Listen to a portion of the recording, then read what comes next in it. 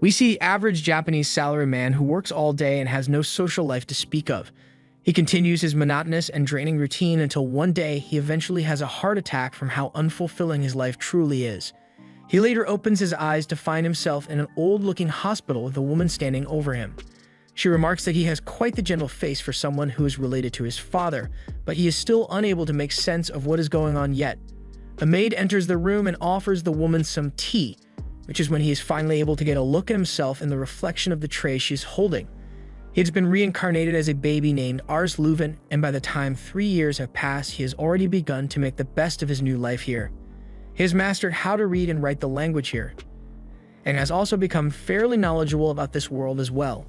He was born in the Summerforth Empire, which rules over the Summerforth continent, and since has never seen a map like this before, he concludes that wherever he is now is definitely not Earth. He was fortunate enough to be born into a family of nobility called the Louvents, and that comes with the perks of having a giant house, maids to look after him, and a personal chef. There is also one other thing he got when he reincarnated, as he discovered that he has an ability that no one else has ever had. He goes into the training room for the guards and asks if he can watch them while they practice. They all like Ars, so they see no reason not to let him watch, although it's a little strange that a 3-year-old is so interested in seeing them fight. As he walks around, he notices one guard who is struggling to use a spear, so he sees this as the perfect opportunity to use his special ability, Appraisal. With this ability, he is able to see all the stats of the guard named Milius, and although his cavalry stat is only at D, he has an archery stat which is at B, so Ars can tell that he would be much better suited to take up the role of an archer. After Milius loses his match, Ars goes up to him and asks if he has ever considered using a bow to fight his battles instead. Milius thinks bows are for cowards who enjoy being safe while they attack, so if you would never be caught using a weapon like that. But Ars insists that he thinks Milius would be a really good archer if he tried it out. He wouldn't normally agree to something like this, but since it's Ars that is asking, he caves and decides to try it out at least once. He's never shot a bow before, so he's not very confident with his chances of hitting the target, but Ars assures him that he'll be fine, so he stands in place and draws his bow to fire. The first shot is a bullseye, and Milius can hardly believe what he just managed to pull off. To make sure it wasn't a fluke, he fires several more shots at the target, and each land in the center, with one even managing to split another arrow. After seeing what Milius can do with a bow, all the other guards tell him he should switch to being an archer like Ars had said because he sucks at using a spear anyway. But they still have questions about how Ars was able to tell that Milius would be talented with a bow. There's not much he can say to explain his ability, so he just calls it instinct rather than explaining that he can see people's stats. He is confident in the accuracy of his ability after testing it out, but for some reason, he is unable to use it on himself. At dinner, Ars was getting ready to eat dinner when his father asked him if he had really discovered Milius's talent for archery. His father is Raven Louvens, and he has a resting grumpy face, so he always looks a little angry even when he isn't. Ars thinks he is an amazing man since he was able to rise from the level of a farmer to nobility with his martial prowess alone. He is so powerful that he is able to take down 10 men all by himself if he needs to. He tells Ars to hone this instinct for finding other people's talent since he will one day take over as the lord of this land, and when he does, the ability to discern the talents of the people around him will be incredibly valuable. He gives his plate of food to Ars as a kind gesture, telling him that he wants Ars to grow up fast. Ever since that day, Ars has spent a lot of time reading up on the Empire, and that led him to realize that he is gonna be screwed if he doesn't change things soon. The rulers of Summerforth are corrupt, and because of this, the peasants are revolting all over the kingdom. If things go on like this, the Empire may fall, leading to widespread wars, and as the future lord of this place, he will be required to lead his men into battle, but he doesn't have the confidence to say that he could be successful in a war. He decides that he needs to prepare himself for such a disaster by gathering talented people to help him when that day comes. He heads out into the streets of the city and begins using appraisal to scan the people for anyone who has some kind of talent. However, even after searching for a long time and wearing out his eyes in the process, he still hasn't found anyone useful yet. Just then, he sees a kid being kicked out of a store and refused service by an old lady. Everyone sees this happen, but they are all racist as well, so they don't want to bother helping a Malkin.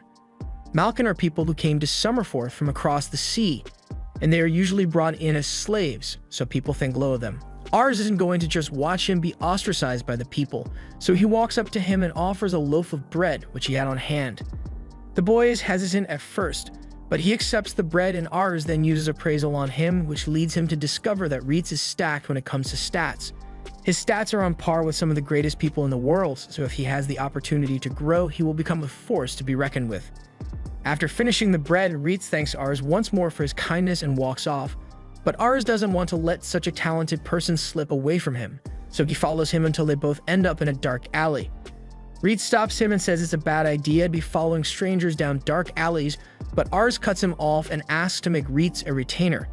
Reitz thinks he's joking, but Ars is being dead serious, so he introduces himself as the son of the Lord and asks once again for Reitz to join him since he can tell that he is a very talented person. Reitz doesn't believe he could be as talented as Ars says he is. Plus, he knows it would cause trouble for his family's image if they took in a Malkin like him. Ars says he'll figure something out, but Reitz declines the offer anyway and begins walking off.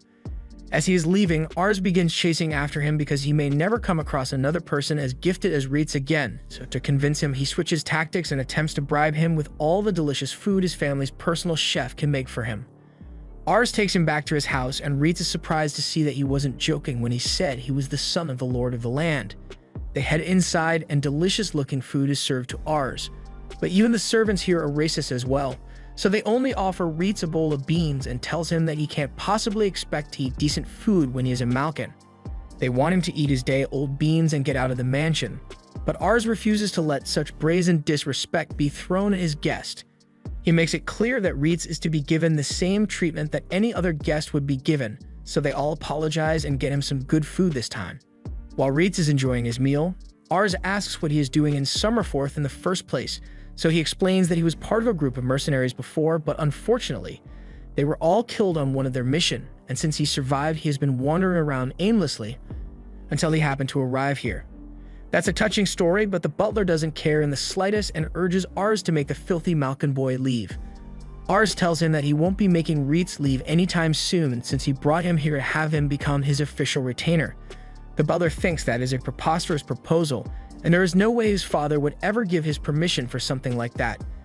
And he was right, since once Ars told his father of his plans, he flat out denied the idea on the ground that people like Reitz are simply inferior to the people of Summerforth, so he must be useless.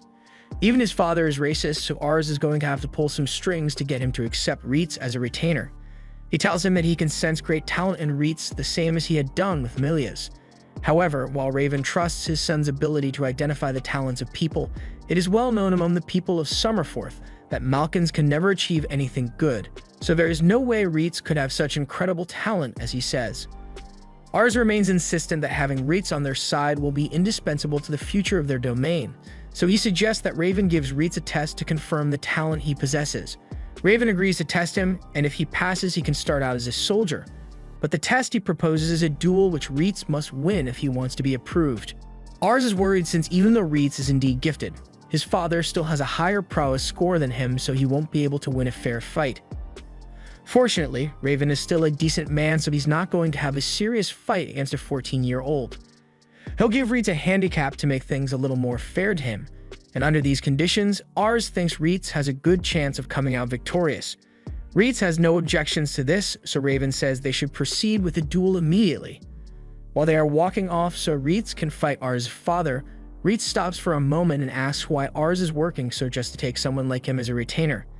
The offer makes him happy, but it honestly seems too good to be true considering he is persecuted wherever he goes because he is a Malkin. Ars assures him that he is only going through all this effort because Reitz is important to him. He will one day become the Lord of the land, and when that day comes, he wants to have Reitz by his side, so Reitz promises to do his best to win. They arrive at the practice grounds and everyone is confused about what's going on here. Raven asks for practice swords and an hourglass to be brought to them, and once the equipment is ready, he explains that all Reitz needs to do is land a single blow on him within the time limit to be declared the victor of the match. Ars thinks this might work out in his favor if those are the requirements, since even if Raven is the best swordsman in the land, Reitz's skill should be enough for him to at least land one blow on him. The duel begins so Raven charges at Reitz with full force, and although Reitz managed to dodge, he can tell that even with just a practice sword, if that strike has landed, it would be cleaning the pieces of his body from the floor. Raven is stronger than him, but Reitz is still able to hold his ground against him in the fight. The other soldiers are impressed that he is able to keep up with Raven at all since none of them have managed to do so, and that was when he was going easy on them. But right now, Raven is going after Reitz without holding back. At that moment, Reitz gets hit with a strike to the shoulder which sends him bouncing off the floor. He gets back up and looks over to Ars, who is rooting for him, so he regains his motivation to continue the fight and charges in with a new strategy. He ducks under Raven's first strike, and once behind him, he uses the glare of the sun as cover to block Raven's vision and land a strike. Raven still manages to block the strike, but once Reitz steps back to create distance, he announces that this duel is over. Reitz looks back to make sure he hadn't run out of time, that the hourglass still had some sand left in it, meaning Reitz has successfully landed a hit on Raven, even if it was just a light stroke. Everyone is shocked by the feat Reitz has just accomplished, and Raven congratulates him on his victory. He admits that Ars was right when he said that Reitz had an amazing talent, and after seeing it for himself, he is sure he may become a top-class swordsman in the future. Ars also has a bright future ahead of him if he was able to find such talent so easily. He had been worried about how Ars would handle the chaos in the world right now when the time came, but it looks like he has nothing to fear. Ars may even manage to become the new emperor of the land, but that's a little ambitious for the lord of such a small village. Reitz has also become quite popular among the soldiers, now that they have seen what he can do, and a little while later, Ars goes to see if Reitz has adjusted to his new life here. He is dressed in his new uniform as he has decided to take on servant duties as well, since he wishes to help out as much as possible. He also expresses his immense gratitude to Ars for saving him from a life on the streets, and to repay that debt, he will stand by his side from now on. After a few months of Reitz being a part of the household, and he has been adapting to it quite nicely. For the most part, he has been staying by Ars' side, rather than partaking in battles. And with all the tutoring he has had, he has become one of the most knowledgeable people in the whole house, so both the people of the town and the house have come to accept him as one of them. This is further emphasized when Ars hears a couple of maids talking about how handsome and hardworking Reitz is. Reitz soon approaches Ars because they have a scheduled lesson together, so Ars happily puts down his book and joins him as Reitz goes on to explain the history of the Summerforth Empire. It was once composed of 7 individual nations, but of those nations, Ansel took advantage of its strategic position to conduct trade operations with all the other kingdoms. Eventually, Ansel invaded and conquered the neighboring kingdom, having the entire continent under the control of Ansel's king, Anathasbidoras. The continent was later renamed the Summerforth Empire, and all this happened 200 years ago, but now the Summerforth Empire is in dire straits. The acting king, Bidoras VIII, is only 8 years old, so all the power is actually held by his retainers, who are more concerned with gathering wealth and power for themselves than with the longevity of the empire. With the current power system, people have begun to lose faith in the empire, and revolts have been popping up left and right as a result. For these reasons, several provinces made the decision to ditch the whole loyalty to the crown thing and instead focus on keeping themselves afloat. Right now, they are just a minor problem, but Ars' father is already being dispatched to deal with them.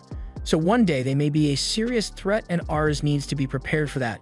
He asks Reitz if he has any idea where Ground Zero would be if a major revolt were to happen. So he points to the Mission province as a likely spot.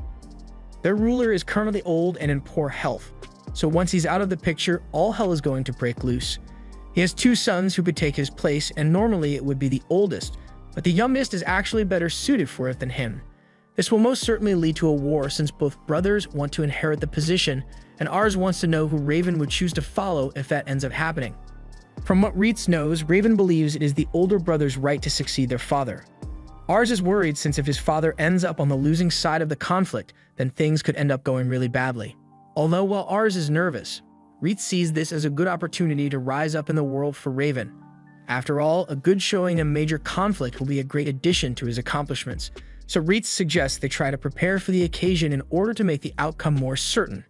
To do that, they are going to need to find more talented people, so Ars and Reitz prepare to head into town. As they leave, they spot Raven, who has been training far more frequently in preparation for the looming war.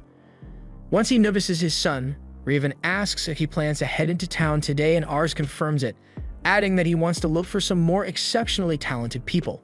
Since Ars' track record speaks for itself, Raven trusts that he will find someone amazing, but he asks that Ars try his best to find someone who has a talent for magic, because it would be of great assistance in battles to come. Raven is unable to use magic on his own, and his retainers who can use it aren't particularly gifted in the art, yet magic could easily turn the tide of a battle. so finding a gifted magic user is important. Ars and Reitz head out to the capital of Canare to find a magic user, but Ars is shocked to see so many people filling the city streets. According to the information Reitz had gathered, the city has a population of about 50,000, which is way more than Ars had imagined it would be. This place is ruled by the House of Pyres, and the people here look very wealthy, which I'm sure wasn't achieved by any nefarious means, so Ars wishes to someday provide this kind of life for his people back in Lamberg. There are a lot of people to choose from, so Reitz is sure they'll find someone adequate for the job in no time at all. However, even as Ars scans through every single individual in the town square, he doesn't find a single person that would be a promising mage. For now, since they haven't had much luck finding any gifted people, Reitz suggests that they both go grab some lunch while they take a break. Ars is happy with that idea, but as they are heading to a market, they walk past an alleyway where Ars learns that things are never as pleasant as they seem at first glance. Reitz explains that no matter what, wherever there is wealth and prosperity, there will also be the poor and decrepit. But even though he was the exact same way a few months ago, he has to let Ars know that there's nothing he can realistically do to change all their situations now. He had looked at the flashy town earlier and thought it was wonderful, but with a sight like this, his opinion has changed.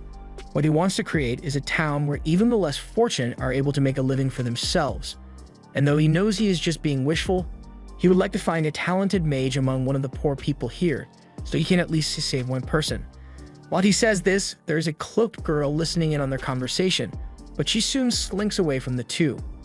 Ars and Reitz make it to the market, and Ars is drooling over all the amazing food available here when he gets called out by a fishy stall owner.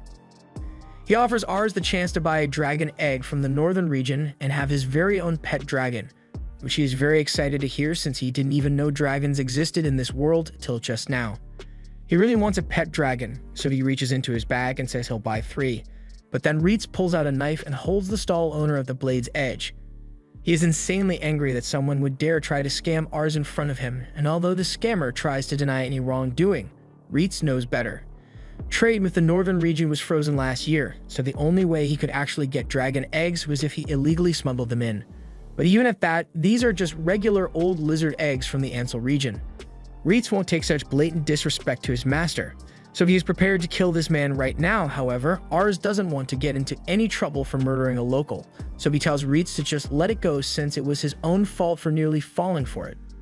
Reitz realizes that he is making a scene, so he calms down and apologizes to Ars for being so hot-headed. After finally getting some food to eat, Ars notices a candy stall across the street, so he runs over to go get some for himself. But as he pulls out his money pouch, a girl bumps into him, and his pouch gets poached.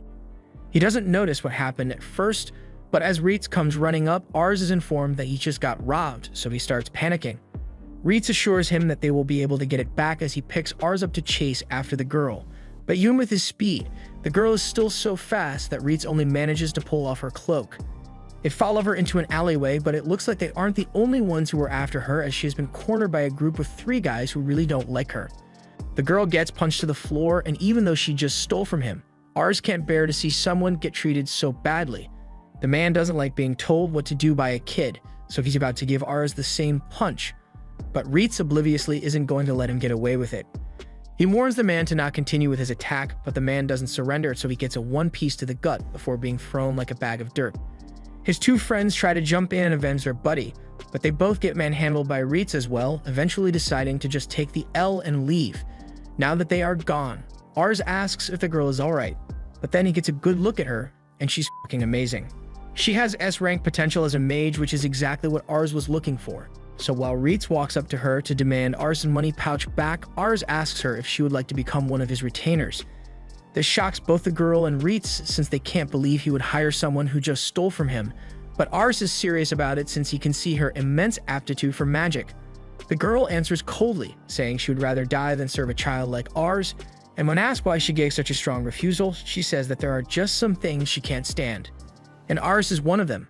Besides, she says she has never used magic before, so there's no way she could be as adept as Ars is claiming. Ars tries to convince her by saying he can tell that she would be great at magic. She looks broke and smelly, so the offer of a job and a home should be really appealing to her.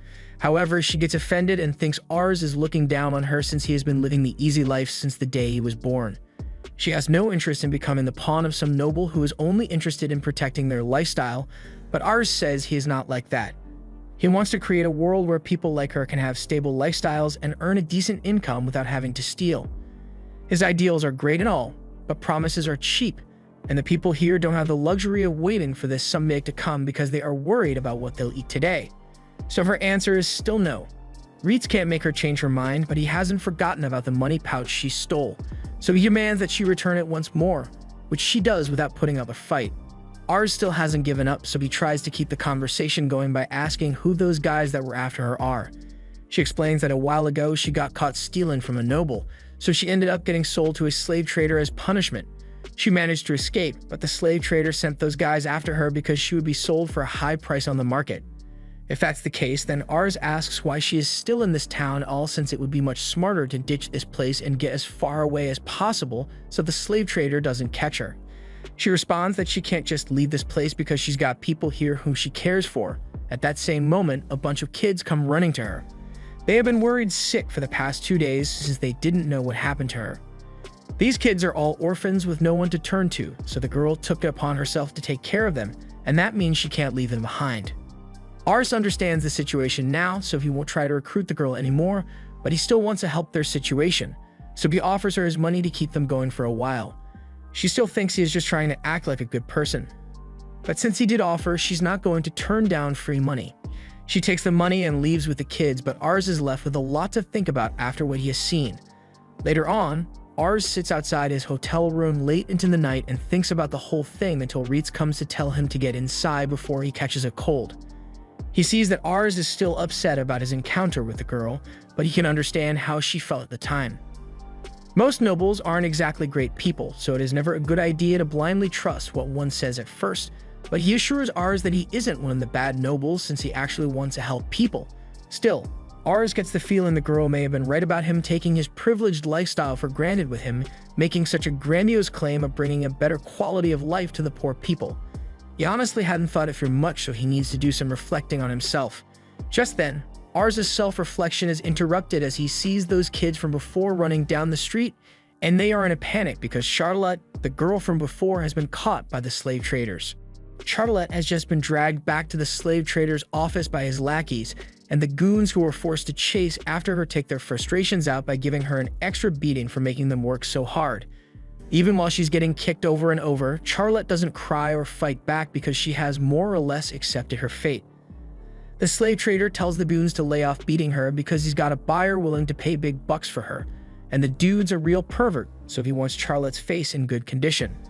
Since the boss ordered it, they agree to leave her alone, but then they notice the sack of money she has with her and pick it up as a bonus for themselves. However, while she doesn't care about herself, that money is where she draws the line. She gets up and tries to run away after grabbing the bag, but she is immediately slammed back to the ground.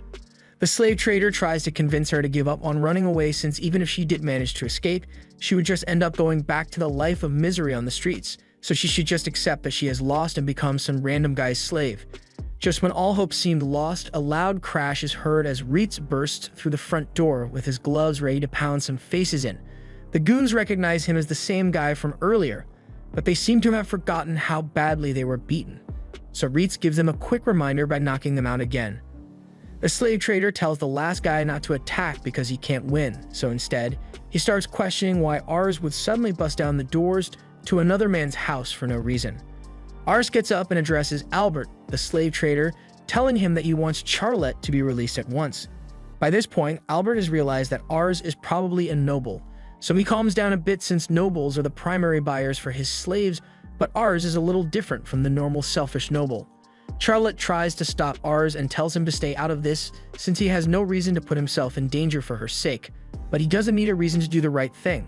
Since he met her, he had been wondering why she always had that blank look on her face, and now he knows why.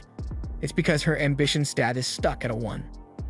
Albert has no idea what Ars is talking about, so Ars explains that ambition is what drives a person to keep improving themselves and aim for greater heights, but with hers being stuck at only 1, she's totally given up on all aspirations for the future. Albert laughs, saying it's obvious she would give up on her future since she's only a slave now, but Ars doesn't see what's so funny about it and gets angry over it. As Charlotte watches Ars get angry for her sake, she is sent into a flashback of the moment when she first lost hope for her life. It was the moment she realized that no matter how hard she tried, she would never amount to anything even close to what she saw other people have, so from then on, she decided to focus on surviving first and nothing else so she doesn't have to face the injustice of the world. Albert has had enough of entertaining Ars' self-righteous speech, so even if he is the son of a noble, he's a noble. He is going to have to make him disappear. Charlotte sees what's about to go down, so she pleads with Ars to get out of here before something bad happens to him because of her, but Ars assures her that he isn't the one in danger here. He calls over to Ritz and tells him it is okay to lose his temper for now and murder is on the table, so as one of the goons approaches him, he palms the guy's neck and has the guy's feet dangling in the air before he slams him into the ground. Even after what they just witnessed, the rest of the goons still think they can handle him in a fight, so they try to surround Ritz to take him down, but none of them are able to last more than 5 seconds. By the time he is done with pummeling, there are 3 dead and several injured scattered across the room, so Albert is left with no other choice but to call in his big guns. He yells for someone to get down here, and this huge guy starts coming down the stairs while complaining that they are interrupting his booze time. Charlotte is getting nervous because the guy is absolutely huge, and Albert's confidence is restored because his secret weapon is here to save him. This guy was an infantry captain in the army, although they kicked him out for bad behavior. Now all he cares about is his booze, which Albert is happy to supply as long as he does his job and kills the intruders.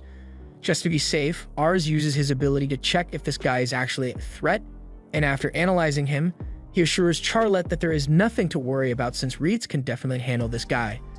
The big guy is still confident in his capabilities since he is only up against a little kid, but Ritz is no ordinary kid, as the guy will soon find out. He takes his swing, but he connects with nothing but air as Ritz leaped into the air to dodge. And while hanging from the chandelier, he jumps down while stomping down on the big guy's neck. After the guy gets back up, Ritz gives him a nasty uppercut to take him out of the picture entirely, and Charlotte is left wondering who Ars and Ritz really are. Albert is visibly shaken by the turn of events, but he still insists that Ars and Ritz have no right to do this to him since the foreman of the Canary district made slave trading legal. Ars is aware of that, which is why he came here with the intention of paying for Charlotte's freedom. And while Albert is probably thinking that information would have been useful before they started fighting, he can't just sell Charlotte to Ars because he already has a buyer for her. Ritz steps up and tells Albert that he's only got 2 choices here: the easy way or the hard way, but either way, Ritz is still fully capable of just taking Charlotte and leaving since they can't stop him, so it would be in his best interest to accept the money and spin a story that someone came and offered a better price. Alternatively, he could refuse and have his reputation ruined because he openly got robbed of a slave, but the choice is up to him. Given the options he has, Albert is forced to concede and agrees to let them take Charlotte, so Ars and Ritz both turn back to Charlotte, and since everything is finally settled, Ars stretches out his hand to Charlotte, saying they should probably get back to her friends since they are worried sick about her. Charlotte doesn't say a word to him, but her opinion of Ars has changed a lot in the past few minutes. As they are leaving, Charlotte stops for a moment and says there is a place she wants to visit before they return. She leads them deep into the forest to show them something, but Ars' stubby child feet aren't made for hiking, so he's exhausted long before they actually make it there. After a few more minutes of walking, Charlotte says they've arrived, so Ars looks up and is pleasantly surprised by the amazing view he gets to see. This has always been her secret spot since when she sees the whole town from up here. Her problems always seem small in comparison. If the spot is so special to her, Ars asks why she would choose to share it with him. She brings up what Ars had said earlier about wanting to create a town where people like her can live stable lives, but she wants to know why he cares so much in the first place. Ars answers that it is because he likes children, which doesn't make a lot of sense to her since he's still basically a toddler compared to her, but hear him out for a second. He's had a whole life in Japan before he reincarnated here, and something that always managed to lift his spirits when he was tired was the smile of a child, and that's because a child's smile is so full of hope and just plain cute. So he wants to protect those smiles no matter what. Charlotte is satisfied with that answer, so she agrees to go with Ars after all. Ars is happy, but he thought she had a commitment to those kids, so she couldn't leave. That may be true, but the reason she is leaving is because she wants to help Ars make a place where they can have hope for the future. Since she'll be joining them, Ritz asks to see her demonstrate her talent for magic using this magic tool. Ars asks where he got that, and he just so happened to find it on the floor of a house they just visited, although it was attached to an unconscious body. It's not that he doubts that she has talent since Ars recommended her after all, but he wants to see it for himself so he can respect her as a comrade. She agrees to try, but she makes no promises since this is literally the first time she's ever tried magic. Reese shows her how to cast a basic spell, and Ars waits in anticipation since he doesn't know how much power a person with S-rank mage potential would have. As Reese finishes showing her how to cast the spell, she points her hand to the sky and recites the incantation, causing flames to gather around her hand, and eventually a massive blast is fired off, creating a huge explosion in the sky. Both Ars and Reitz are left in stunned silence over what they've just witnessed, and the people of the region are left wondering if they are being bombed or something. Charlotte takes a moment to accept that she actually just did that, and after that, she turns to Ars and Reitz, who still have their mouths open in shock. Ars already knew she was amazing at magic, but seeing it with his own eyes is still an amazing sight. Before they go, however, Charlotte has one more request to ask. She wants to confirm that being his retainer means she will get a place to stay and food to eat, which Ars assures her of. She will also be getting a monthly salary, although it won't be that much. Since that's the arrangement, Charlotte asks if Ars could send her salary to the kid she was looking after, since they'll have a hard time getting by without her around. All she really needs is a place to stay and some food to eat anyway. Ars agrees to do that for her and says he can't wait to see what her future holds. She gets down on one knee and pledges to do everything in her power to make Ars' dream come true, but Ars tells her to quit being so formal because he finds it awkward. He tells her she can just talk to him like normal, and she agrees to do just that because she doesn't like speaking formally either. Now that he has accomplished what he came here to do, Ars thinks it is about time they return home, especially since they have already spent all the money they have on hand anyway. They head back into town, where Charlotte says goodbye to the kids in town, and right before leaving to return to house, they take a little snack break. Charlotte never really learned table manners, or any manners for that matter, so Reitz is going to have to drill them into her brain so she doesn't end up disgracing Ars in the future, but she doesn't like the idea of having to learn boring stuff like that. After a long journey, they later arrive back at Ars Louvent, and Ars introduces his father to Charlotte, but his initial reaction upon seeing the new mage is refusal, since he believes the battlefield is too dangerous for a girl like her. However, once he sees her create a dragon-level explosion with a basic fire spell, he immediately changes his attitude and welcomes her to Ars Louvent. A few years after Charlotte joined, Raven returns after yet another battle, and Ars is there to greet him as soon as he arrives. He's glad to see that everyone made it back safely, so he asks his father how the battle went this time around. Raven is happy to say that it was an overwhelming victory, and largely because of Charlotte, who has grown in several ways over the past few years. Ever since she was inducted into the mage unit, she has been the star of the show and quickly became one of the most feared mages in the country. Because of her, their mage unit is now regarded as the pride of the Hovent, right alongside the infantry unit. Ars knew Charlotte was talented from the moment he saw her, but he never would have guessed that she would make such a difference by herself, so he is even more motivated to find more exceptionally skilled people. In other news, Ars now has a baby brother and sister, and Ars can already see that they will be valuable members of the family from their stats. Just then, Reitz comes into the room and says he has excellent news for Ars, since there might be some new talent in town. A family of hunters has just moved in, and two of the boys are really strong and tall, so the townspeople are singing their praises. They won't know for sure if they are the kind of talent Ars is looking for until he sees them with his own eyes, so he and Reitz soon prepare to go and meet this family. Reitz has been told that they live out in the forest near the town, so they'll need to go by horseback, but before they depart, their attention is drawn to Charlotte, who is having lunch in the tree above them. She asks where they are headed, so Ars explains that they are going to scout out some new prospects for talent. If that's what they are doing, Charlotte says she'll accompany Ars as an escort since she has the day off, and Ars is happy to have her come. But he didn't expect the ride to be so awkward since it's cramped with three of them on the same horse. Charlotte complains about the horse being slow, but Reitz tells her that it's her fault for insisting on coming along and weighing them down. Just then, a wild animal runs past, and an arrow flies through the trees, impaling and killing the animal. Shortly after, two brothers emerge from the brush and are happy to see that they caught their prey. But in the middle of their banter, they notice that there are other people in the area, so they apologize for firing so carelessly and putting them in possible danger. Ars gets a good look at them and realizes that these are the two hunter boys they were looking for, and they are pretty impressive since Gatos has A-rank infantry skills, and Marcus has A-rank archery skills.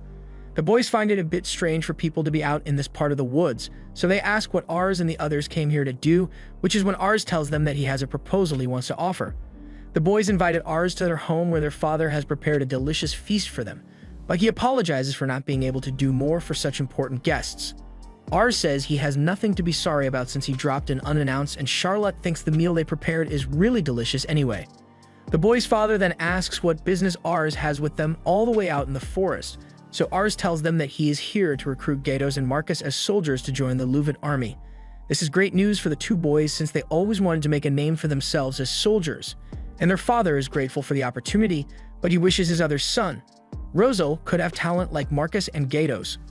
Ars didn't know the man had another son, so he asks where he is now, so Charlotte points out the redhead boy that just slipped past them to take a loaf of bread. The father scolds Rosal for trying to sneak away without saying hello to the son of the Lord of the Land, so Rosal does his best to give a greeting, but while he is doing that, Ars takes a look at him, and he sees that Rosal's intelligence has a max of 109. That's probably the highest in all of Louvent, and though it may be only at 45 right now, is a 5-year-old, so it's to be expected. With proper training, Ars believes Rosal would be an excellent retainer, so he asks him to become one. Ars believes his offer is a great deal, but Rosal wants nothing to do with wars, so he sees Ars and the others as cruel tyrants who are trying to force him to die on the battlefield. So he says a firm hell no and shuts himself back in his room. Ars can't believe he got rejected, so the father explains that Rosal is pretty timid and frail compared to his brothers. His mother died 2 years ago, so he has been withdrawn ever since then. Normally at his age as the son of a hunter, he should be out chopping firewood or learning how to hunt, but as he is now, he would barely be able to survive on his own, much less go to war. Ars explains that he doesn't want Rosal to become a soldier because that's not what he is suited for. The talent he possesses is one that would make him an excellent strategist, and now that he thinks about it, the father had noticed that Rosal has always been rather clever. Ars wants to ask him one more time to become a retainer, so he enters Rosal's room, but he only ends up scaring him even more than before. Ars apologizes for startling him, but then he notices that Rosal was reading a book, so he asks if he enjoys reading. Rosal confirms his love for reading, although this is the only book they have and his mother used to read it to him before she passed away. Ars feels bad for Rosal, so he asks him if he would like to come to the library in his house and take some books. Rosal is excited to hear this at first, but he doesn't trust Ars' intentions and thinks he is going to try and force him into the army as payment for the books he uses, but Ars denies such underhanded motives and says he just wants to help Rosal explore his love for reading. If that's really all he wants, then Rosal agrees to go, but only if his brothers can come along for his safety. Once they get to Ars' house, Rosal immediately begins screaming his lungs out when a dog starts licking him, so his brothers tell him to calm down since it's not going to hurt him. They are amazed by how large Ars' house is, so Ars offers to have Charlotte show him around the place since she is the head of the mage unit, but she really doesn't want to. That is, until they both express how awesome they think she is, so she takes a liking to them immediately. While Charlotte is showing them around, Ars takes Rosal to the library and Rosal is amazed beyond measure because he has never seen so many books in one place before. He is free to read as much as he likes here, but Ars says he has to get going since he has his daily lessons to complete, so Reitz will be here for him in case he needs anything. A few hours later, Ars had fallen asleep at his desk, and once he wakes up, he frantically ran downstairs to speak with Rosal before he leaves. He makes his way to the library and asks Reitz if Rosal is still here, but Rosal is passed out on the floor since he exhausted himself trying to read as much as possible. Reitz is impressed with what Rosal is capable of since he read and understand concepts he had never heard of almost immediately. So Ars takes a look at Rosal's stats and he can see that his intelligence is already shooting up. Just then, Charlotte and the two brothers arrive to pick Rosal up, but they see him passed out in a pile of books. They are glad to see he is doing what he loves, but they can't understand what Rosal finds so interesting about books since he never learned to read. Ars is shocked to find out that Rosal never learned to read, so when he gets back up, he asks how he learned to read. Rosal explains that when he was little, he could remember his mother reading to him, so he just matched the words she said to the words on the page, and eventually he was able to read on his own.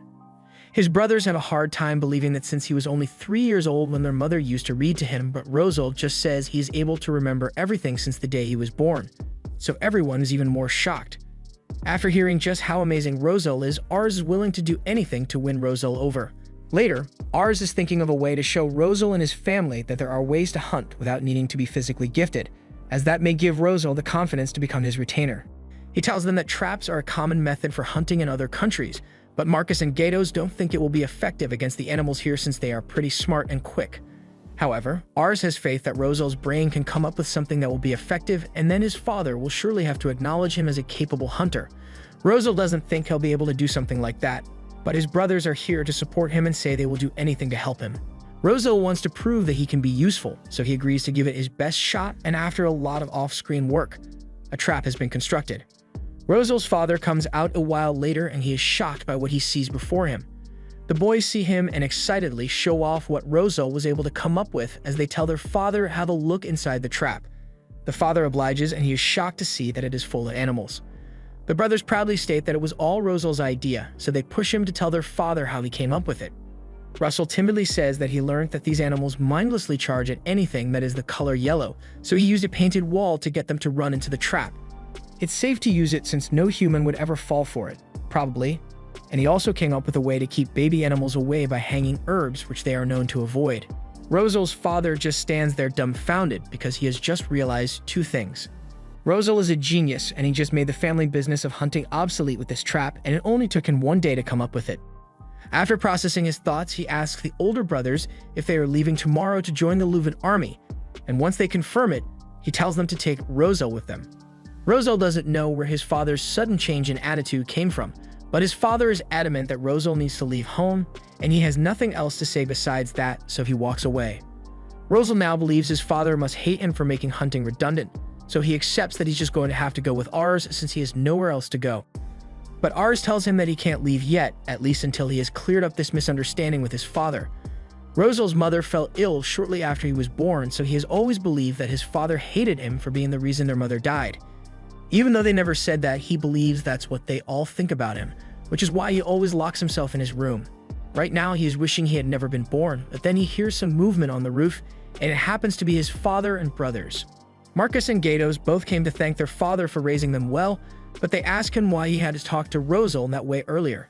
The trap he built was amazing, and Rosel made it so that the father wouldn't have to work so hard, so there was no need to be so harsh on him like that. The father knows he shouldn't have talked to Rosel like he did, but he feels as though he has failed him as a father by not recognizing his talents. He would only focus on what Rosel couldn't do, but Rosel is really kind, so even though he was never acknowledged, he is still concerned about helping a failure of a father like him rather than pursuing his calling. So the only way he could think of to get Rosel to leave was to make him resent him as a father. The next day, Ars arrives to escort the brothers back to the manor, and Rosel seems really determined to go with him. So his father believes that he must hate him after all and doesn't bother trying to say goodbye so Rosel can go live a better life without regrets. However, Rosel turns back to him and says he could never hate him no matter what. Rosel admits that he has been useless to the family until now, so the reason he is going with Ars is so that he can learn all kinds of things so he can be useful. And once he has done that, he wants to come back and live with his father. His father is brought to tears after hearing that Rosel still loves him, so they take a moment to say their heartfelt goodbyes to one another. Marcus and Gagos thank Ars for convincing Rosel to stay and giving him the chance to reconcile with his father before becoming his retainer, but Ars never really cared if Rosel joined him or not. He just wanted to see him happy, because at the end of the day, he may be amazing talent, but he is also one of Ars' people. Sometime later, Raven falls ill, and Ars is sitting with him at his bedside and pleading with him not to go on the next mission in his current state. Unfortunately, Raven is obligated to go because, with the current state of things in the world, there is simply no other choice. The governor of Mission had passed away recently, and in his will, he named his younger son as the one to inherit the throne. However, as expected, the older brother could not accept his father's will. He claimed that the documents were forged and thus began a civil war with his brother. Although the majority of people had thought of the older brother as an incompetent fool, he had managed to make a name for himself through several battle victories, so in turn, he managed to garner the support of a decent amount of retainers in his quest for power.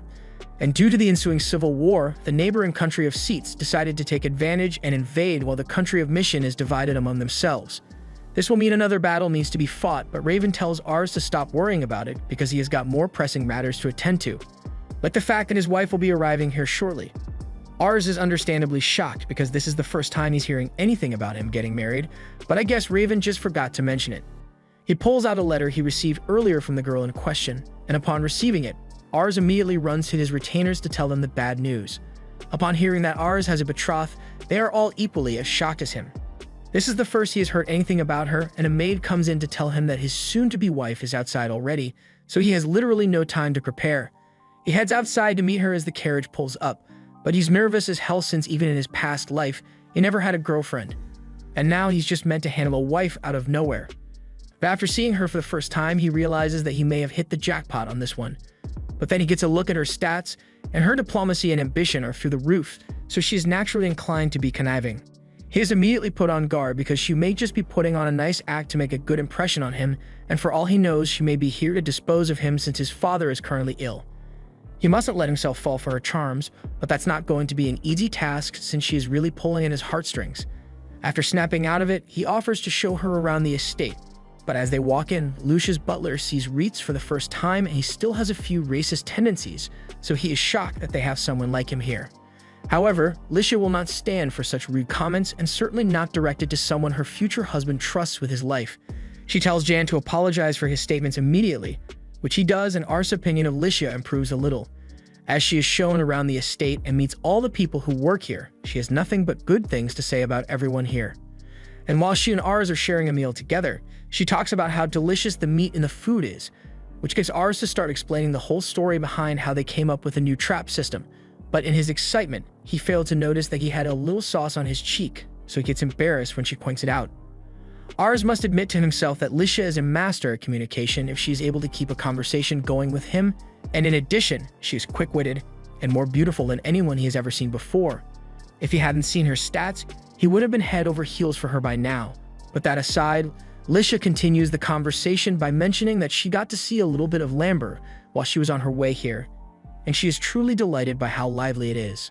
Ars agrees with her and says he would have personally shown her around town had the weather been more favorable, but Licia tells him that she doesn't think that's going to be a problem since the rain isn't going to last long. A few moments later, the rain clears up just as she had said it would, and Ars is utterly amazed, so he asks if she has the ability to control the weather or something. She tells him that it's nothing as special as weather powers, but rather, she just watched the clouds on her way here, and she was able to tell that the rain wouldn't last long from how the clouds moved. And since the sky is clear again, Ars will be able to show her around town after all. Meanwhile, outside the door, Rosal and Charlotte are spying on Ars' lunch date, and Charlotte asks Rosal what he thinks about Licia, and from what he can tell, she is the very definition of an ideal wife. But you would be lying if you said she didn't seem a little scary. Charlotte was thinking the exact same thing, but that's mainly because she is jealous of her. Ars and Licia head out into town, and he introduces her to the people as his future wife, so they are all excited and plan to throw a celebration for him. However, close by, there is an argument going on between two men, so Ars and Licia rush over to see what's going on. The reason for the disagreement is that a furniture maker says he placed an order for fire Maggie stones, but the seller brought sound Maggie stones, and they are now arguing over whose fault this is. Since he is going to be the future lord of the land, Ars thinks he should try to do something about this dispute, but he can't afford to fail since one slip up here would show weakness, and he can't let Licia see any signs of weakness from him until he has made sure of her intentions. Just then, Charlotte and Rosal show up, and Charlotte asks if Ars would like her to settle it, since one hit from her magic should be enough to put an end to their quarrels as well as their lives. Licia is against the idea, so she states her disapproval, but then she mentions how much of a fan she is of Charlotte since she is widely renowned as the most famous in the land. All that praise was enough to get Charlotte to like Licia in no time, so Licia then moves on to the next issue and asks Ars if he would be willing to let her settle the dispute. And if she manages to succeed in her attempt, she would like him to do her a favor. She then approaches the two men and gets their attention, so they'll stop fighting, at which point she introduces herself as Licia Plaid. Licia goes on to tell them that she may have a solution to their predicament, so she offers to buy the sound Maggie stones that they have, since they are rather rare in her region. And conversely, she also has a large number of flame Maggie stones in stock, so she can arrange for some to be sold to them at a reasonable rate. And after providing such a convenient solution, she tells them that this whole thing was Ars' idea, thereby giving him all the credit. The people begin thanking him for being such a huge help to them, but Ars has a request to make of them so that incidents like these don't happen in the future. He wants every business transaction to have a contract made so that the terms are as clear as possible. They agree to do that from now on, and Ars thanks Licia for the help in settling the dispute since things worked out perfectly, and now he's even more convinced of how amazing her diplomacy skills are. A while later, they are still walking through town, so Ars apologizes to her for making her move around so much, but she says it's fine since she managed to learn a lot from the tour. But now that they are alone, she asks if she can tell him what that favor she was talking about earlier was. Ars had already anticipated this, so he braces himself for any unreasonable demands she may make, but the only thing she wants from him is an honest answer. She asks him what kind of person he likes, and Ars is thrown for a loop since he can't figure out what Licia's intentions are. Eventually, he just gives up on trying to outthink her since he knows she is too smart for that. So instead, he decides to answer the question straightforwardly. So he tells her that he likes people who are honest and don't try to hide things from him. So Licia smiles and says she will keep that in mind before continuing to walk, leaving Ars even more confused than before. The rest of the day went on without much, but in the end, Ars was unable to figure out what Licia's real intentions are. But since she'll be staying the night here, he decides to just try again tomorrow and gets ready to climb into bed. However, as he lifts the covers, he finds Licia hiding on his bed, and it's the biggest shock he has received all day. He questions if Licia is aware that this is meant to be his room, and she is fully aware of it. But she just thought it would be funny to sneak into his room and catch him off guard. Jokes aside, she does have a reason for coming here, as she brings up what Ars had said earlier about liking girls who don't hide things from him. So she is here to have an honest conversation with him. Ars pours Licia a cup of tea before asking her what exactly it is that she wants to talk about with him. Licia doesn't hesitate and immediately asks Ars to tell her what he thinks about her, a statement which makes Ars spit up his own tea. He asks what she means by that, so Licia explains that she has a special talent to be able to tell what someone feels just by looking at them, and when she first met Ars, the emotion he displayed was that of suspicion. Of course, being suspicious of someone you just met is normal, which is why Licia prides herself on being able to gain people's trust after just a few conversations. However, everything she tried to gain Ars' favor only managed to make him even more suspicious of her, so she wants to know what it is that he finds suspicious about her. Ars can understand why she would be uneasy about his suspicion of her, since she obviously would never have guessed that someone would be able to see her stats, and he could probably dodge the question if he wanted to, but Ars chooses to be honest with her instead.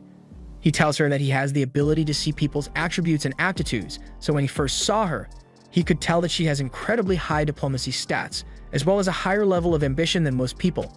This led him to believe that everything she would do would be a calculated step, so he kept his guard up in case she had any ulterior motives. He's not sure if Licia will believe him, but she says she believes him since what he said actually perfectly explains his behavior. And it is true that she has great ambitions, so Ars asks what those ambitions may be, which gets Licia a little flustered, but she ultimately admits that her dream is to find an amazing man to fall in love with her. But that's so anticlimactic that Ars is left speechless, and the awkward silence is unbearable for Licia. Ars is slowly falling victim to her charms now that he knows she's not a threat, but if he really thinks about it, with the current era, her best shot at a successful life hinges on getting married to the most powerful and capable man, but by comparison to others, House Louvent isn't especially large or powerful, so getting betrothed to someone like Ars must be less than ideal for her. Licia can tell exactly what Ars is thinking, and while it may be true that House Louvent's territory is quite small, she's more interested in Ars as a person, which is why her initial plan was to see if Ars was an idiot or not. However, after getting to spend the day with him, she is convinced that Ars is the man she wishes to marry. The territory may still be small, but that's just for now, since she is sure that in the future, Ars will be able to do amazing things and become a great man. Licia decides to call it a night, so she gets up to return to her room, and after she leaves, Ars begins kicking himself over fumbling his first ever confession like that, but he is happy that Licia shared her honest feelings with him. Meanwhile, outside his door, Licia is regretting the decision to share her feelings because she is utterly embarrassed about the whole thing. However, she is at least glad that she was able to honestly speak with Ars, and she doesn't get to do things like that often. The next day, as Licia is on the carriage ride to return home, she thinks about how much she has always hated the world of nobility. People constantly lie and never say what they really think, and she was always able to tell when people were being dishonest, so it made her sick to her stomach. But then one day, she heard some noble ladies gossiping about how the girl they used to bully married her way into a position of power above even them. And that was when Licia realized that the only way to escape the constant lies was to become so powerful that people can't afford to betray you. To do that, she learned to lie her way into the good graces of people, since she had already seen how it's done. Initially, she had no intention of going through with the marriage due to the minor scale of the Louvre territory, but she still wanted to maintain favorable relations, which is why she was laying the charm on him. However, that just made Ars suspicious of her. One thing she managed to learn about him while they were out together, though, is that Ars is truly kind, as emphasized by how well-liked he is among the people. She wants to be a part of the world Ars will build, which is why she chose to stay by his side. She is also sure that his kindness will cause him some trouble with people who want to take advantage of it, so she'll make sure she's there to end them if anyone tries to hurt her darling Ars. After Licia left, she and Ars began exchanging letters, although Ars is still a bit nervous writing to her. Recently, things have been quite peaceful, with the mission's civil war having died down a bit, and Raven seems to be recovering from his illness as well, so Ars wishes these peaceful times could last forever. Well, it looks like he jinxed it because Raven's condition has just gotten worse and he's going to die sooner or later. But Ars is yet to repay his father for everything he has done for him, so he prays for Raven to hang in there a little longer. Meanwhile, in Castle Encatraz, the governor was sitting in his dark throne room alone, with no guards anywhere nearby, and suddenly the door is opened by a man holding a knife in his hand. The governor immediately tries to get up and run, but unfortunately, his kingly robe gives him -10 mobility, so he falls over and the assassin takes the opportunity to run up to him and stabs his back.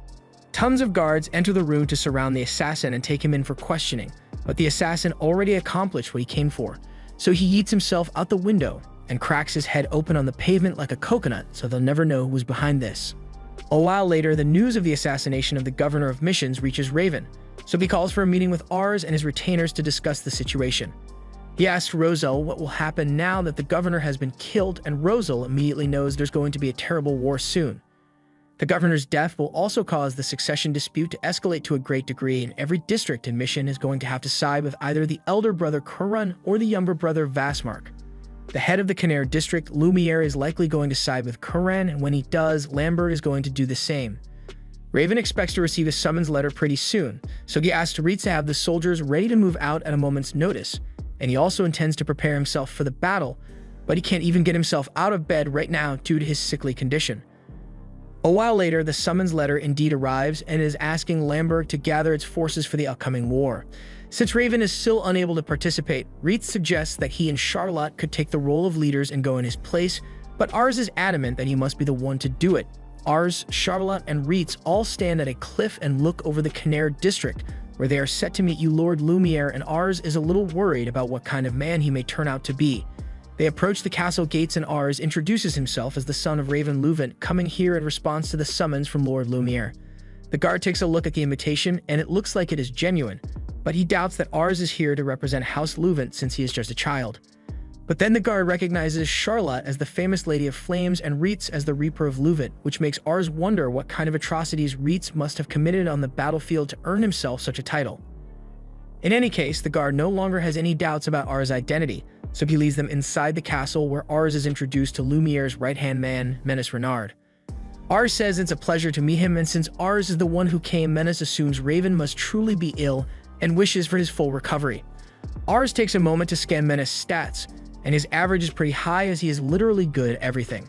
Menace mentions how he has heard of the achievements of his companions, and he immediately makes them an offer to come work here instead, but Charlotte and Ritz have both already sworn their loyalty to the House of Louvent, and while Menace is disappointed that they declined his offer, he can understand their commitment to Louvent. With introductions aside, he leads Ars to the meeting room where the other leaders are waiting, and Ars is a little nervous, but he enters the room and boldly introduces himself as Ars Louvent, representing Raven Louvent. He then takes his seat, but his nervousness hasn't died down one bit since no one has said a word yet. The first to break the silence is Krall Orslo, who used to visit Raven and play with Ars not to be so nervous, and even offers him some cookies. Meanwhile, the other guy is staring daggers at Ars, and he has no idea why. Just when he was about to try and smooth things over with him, the main doors swing open, and the headman of Canary walks in. Lumiere pyres. Lumiere thanks all of them for coming to meet him, and as he sits down, Ars scans his stats, and it's about what one could expect from the headman of a district. His prowess is really high, but nothing else is really remarkable. Although now that Ars looks a little closer, Means makes up for a lot of the skills that Lumiere lacks, so combined, they can make the best decisions for the country. Lumiere apologizes for calling them her on such short notice, but he wanted them to hear what he has to say in person. The assassination of the governor will no doubt lead to an all-out war, and in the struggle for succession, Lumiere intends to support the older brother to the end, and that won't change, so he asks if anyone here had any objections to his plans.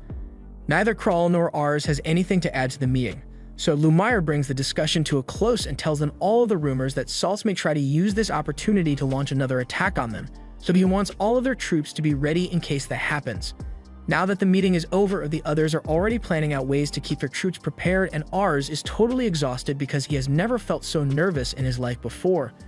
While he is still lying there stretched out across the table, he gets called by Lord Lumiere, so he immediately stands up to apologize for his rude behavior. Lumiere tells him that there is no need to apologize and that he had heard about Raven's condition, so he's happy to have Ars here in his place. Louvent is a fairly small domain, but recently, the strength it has demonstrated among its people is far greater than what one would expect. He is also glad that Ars is mature enough to act as his father's proxy even though he's only 11, so he has very high hopes for the future of House Louvent. The same goes for Charlotte and Ritz as well. So having said all he wanted to say, Lumiere takes his leave to make his own preparations. As he leaves, Ars and the others realize they have a lot to live up to, so Ars suggests that they start preparing as best they can for the impending battle, but before he can do that, he gets called again, but this time by the guy that was glaring at him earlier. The man says this is the first time they've spoken to each other, so he introduces himself as Hammond Plyde. In other words, he's Licia's father. He asks if Hammond needs anything from him, so Hammond mentions that Licia has been distraught lately, and that the cause is Ars lacks communication. He asks if he has been responding to Licia's letters on time, and he tries to, but when he was writing the last letter he was wanting to send to Licia, his father's sickness got worse and the governor was assassinated, so Ars didn't have much time to finish his letter. He apologizes and promises to write a letter to her as soon as he is back home. Hammond admits that Licia is usually so reserved and self-obsessed, but recently, she's begun to express her emotions more openly, and he believes that maybe because of Ars, so it is clear that she cares about him deeply. Licia has always been a bright and obedient girl, but he took her good behavior for granted and focused on military and state affairs instead of spending time with her, so he's sure she must have been very lonely, especially since he knows there are a bunch of unsavory nobles around her, so he really wants her to find happiness, which is why he agreed to the betrothal. So he asks Ars to take good care of Licia, and Ars promises to do everything within his power to make her happy. Upon returning home, Ars tells Raven about everything Lumiere said at the meeting, and it is just as he had predicted, but he still has a few words for Ars about him going there without informing him. And those words are that he is proud of him. Afterwards, Ars gets around to writing a response letter to Licia and apologizes for not writing back sooner. He tells her of all the recent events and how he recently met her father, but with a war on the horizon, he has to do his best so he can win and protect Licia, just as he had promised Hammond. So later that day, we see Ars as he has begun training in the way of the sword under Reitz, but he gets knocked to the ground pretty hard. So Reitz suggests he takes a break since they've been going at it all day, but Ars says he wants to keep going. Everyone around him is growing stronger, and he has not improved at all over the past few years. Earlier, he led a troop in a mock battle, and to be frank, it was a total failure. He has read about war before, but he has no actual experience with it, and when he had real soldiers charging at him, he always flinched. He knows he will have Reitz and Charlotte there to support him, but if can't stand strong on his own while on the battlefield, he will just be a hindrance to everyone else. But in the middle of Ars's self-loathing, Rosal comes running up to him and says that Seitz has dispatched forces to Khmer, so Lumiere has requested that they head to the battlefield at once to intercept them. Khmer is Krall's territory, and while they have leeway in how they respond to Seitz's invasion, it will become Lamberg's problem soon enough if they don't deal with it now, as they will be Seitz's next target if they succeed in invading Khmer. Raven is still in no condition to fight right now, so that means that the Ars will head to go to the battlefield instead, and he is terrified of the idea. He tries to keep his composure and orders for the troops to be dispatched under his command, and as he leaves, Reitz tries to reassure him that everything will be okay because Ars has both Charlotte and Reitz on his side. A few minutes later, Ars addresses the troops and tells them all that he's going to be leading them into battle to protect the Khmer district, but in the middle of his speech, Raven interrupts and tells Ars that he cannot allow him to go to the battlefield just yet. He is still far too inexperienced, so Raven says he will lead the troops instead. Ars points out that Raven is still too sick to go to war, but even so, Raven would regret letting Ars die on the battlefield far more than letting himself die for the sake of the Khmer district. Ars tries to explain that with Reitz and Charlotte by his side, then he is sure to be able to return victorious, but victory isn't the issue here. Raven says Ars doesn't have the face of a warrior, and to prove it, he orders one of the soldiers to go bring the man they have locked up in the dungeon. And upon bringing him out, Ars asks who this guy is, so Raven explains that his name is Barrymord, and he has committed every crime under the sun, with no remorse whatsoever. He was meant to be executed a while ago, but Raven's illness had delayed things. He now wants to perform the execution right here, and he tells Ars to watch as it is done. If he is able to watch this man be killed while not losing his composure, then Raven will acknowledge him as a man and let him lead the troops into battle. Even as he is about to be killed, Barrymord continues talking about how much he enjoyed killing little kids like Ars the most. But even with him being a total scumbag, once the axe is brought down on his neck and his head is chopped off, Ars' eyes lose color because he can't cope with what he just witnessed. The sight of the severed head and blood sends Ars to his knees, but Raven tells him it is nothing to be ashamed of. This is how everyone is the first time they witness death, but right now, if one death phases Ars, and there's no way he'll be able to handle a battlefield where death constantly happens. Raven orders the troops to move out, along with Reitz, Charlotte, and Rosal, leaving Ars to think about how naive he had been to think he was ready for war. The war has begun, and Raven is valiantly leading the charge through the enemy forces alongside Reitz, while Rosal deals with the army formation. With the firepower they possess, victory is all but certain. However, Raven's condition isn't looking so good. After the battle had concluded, it was an incredible victory thanks to the Louvent forces, but Raven's health suffered greatly, so he was brought back to House Louvent on a stretcher 4 days after Ars' birthday. Things were already bad before, but now it's looking like Raven is on his last legs, and Ars comes over to ask how his condition is. He seems to have some minor injuries, so they are all concerned about him, but he says there is no need to worry since it's just from his training. Reitz explains that Raven fought admirably during the battle, but as soon the fight was over, all the strain he had put on his body had finally caught up with him, resulting in his current state. It was a long campaign, so this result was inevitable since Raven was near death in the first place, but Ars still blames himself for his father's poor health since if he had been stronger back then, Raven wouldn't have felt the need to go into battle in spite of his illness. The others try to cheer Ars up by saying he can't blame himself for this, and Ars appreciates their kind words, so he raises his head and asks to be updated if there are any new developments with Raven's health, because he is heading back out to continue his training. They all think it's weird for him to start training right now since it's already pretty late, but Ars wants to do it regardless, so they are left wondering if Ars is actually okay. The soldiers who stayed behind filled Charlotte in on what Ars has been doing while they were gone, and apparently he has done nothing but train himself through the mornings and nights, so she hopes he doesn't end up overworking himself. Just then, they hear a lot of banging on the door, and upon opening, they find that Licia has arrived unannounced. And while she is apologetic for her intrusion, she is really worried about Ars since they've been exchanging letters since the war started, but recently.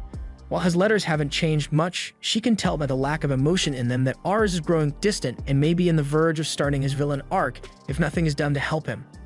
The retainers all look at each other, and then Reitz assures Licia that Ars' behavior is not her fault, but she didn't come here just to hear that. She is really worried about Ars, and that's exactly why she wants to know what happened to him.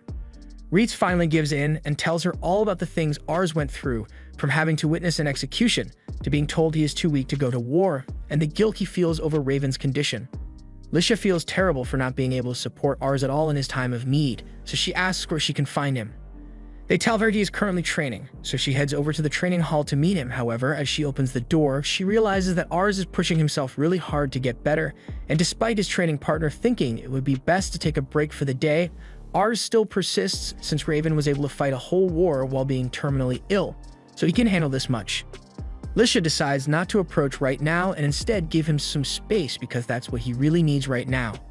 Just then, a maid comes running over to tell everyone the good news that Raven has regained consciousness. But just as Rosal suggests that they tell Ars the good news to lift his mood, the maid reveals that Raven requested to speak with the three of them before he meets with Ars. They are puzzled by the request, but they all oblige and go to meet Raven in his room. Upon arrival, Raven thanks them for coming, and Charlotte wastes no time in pointing out that Raven looks like shit right now.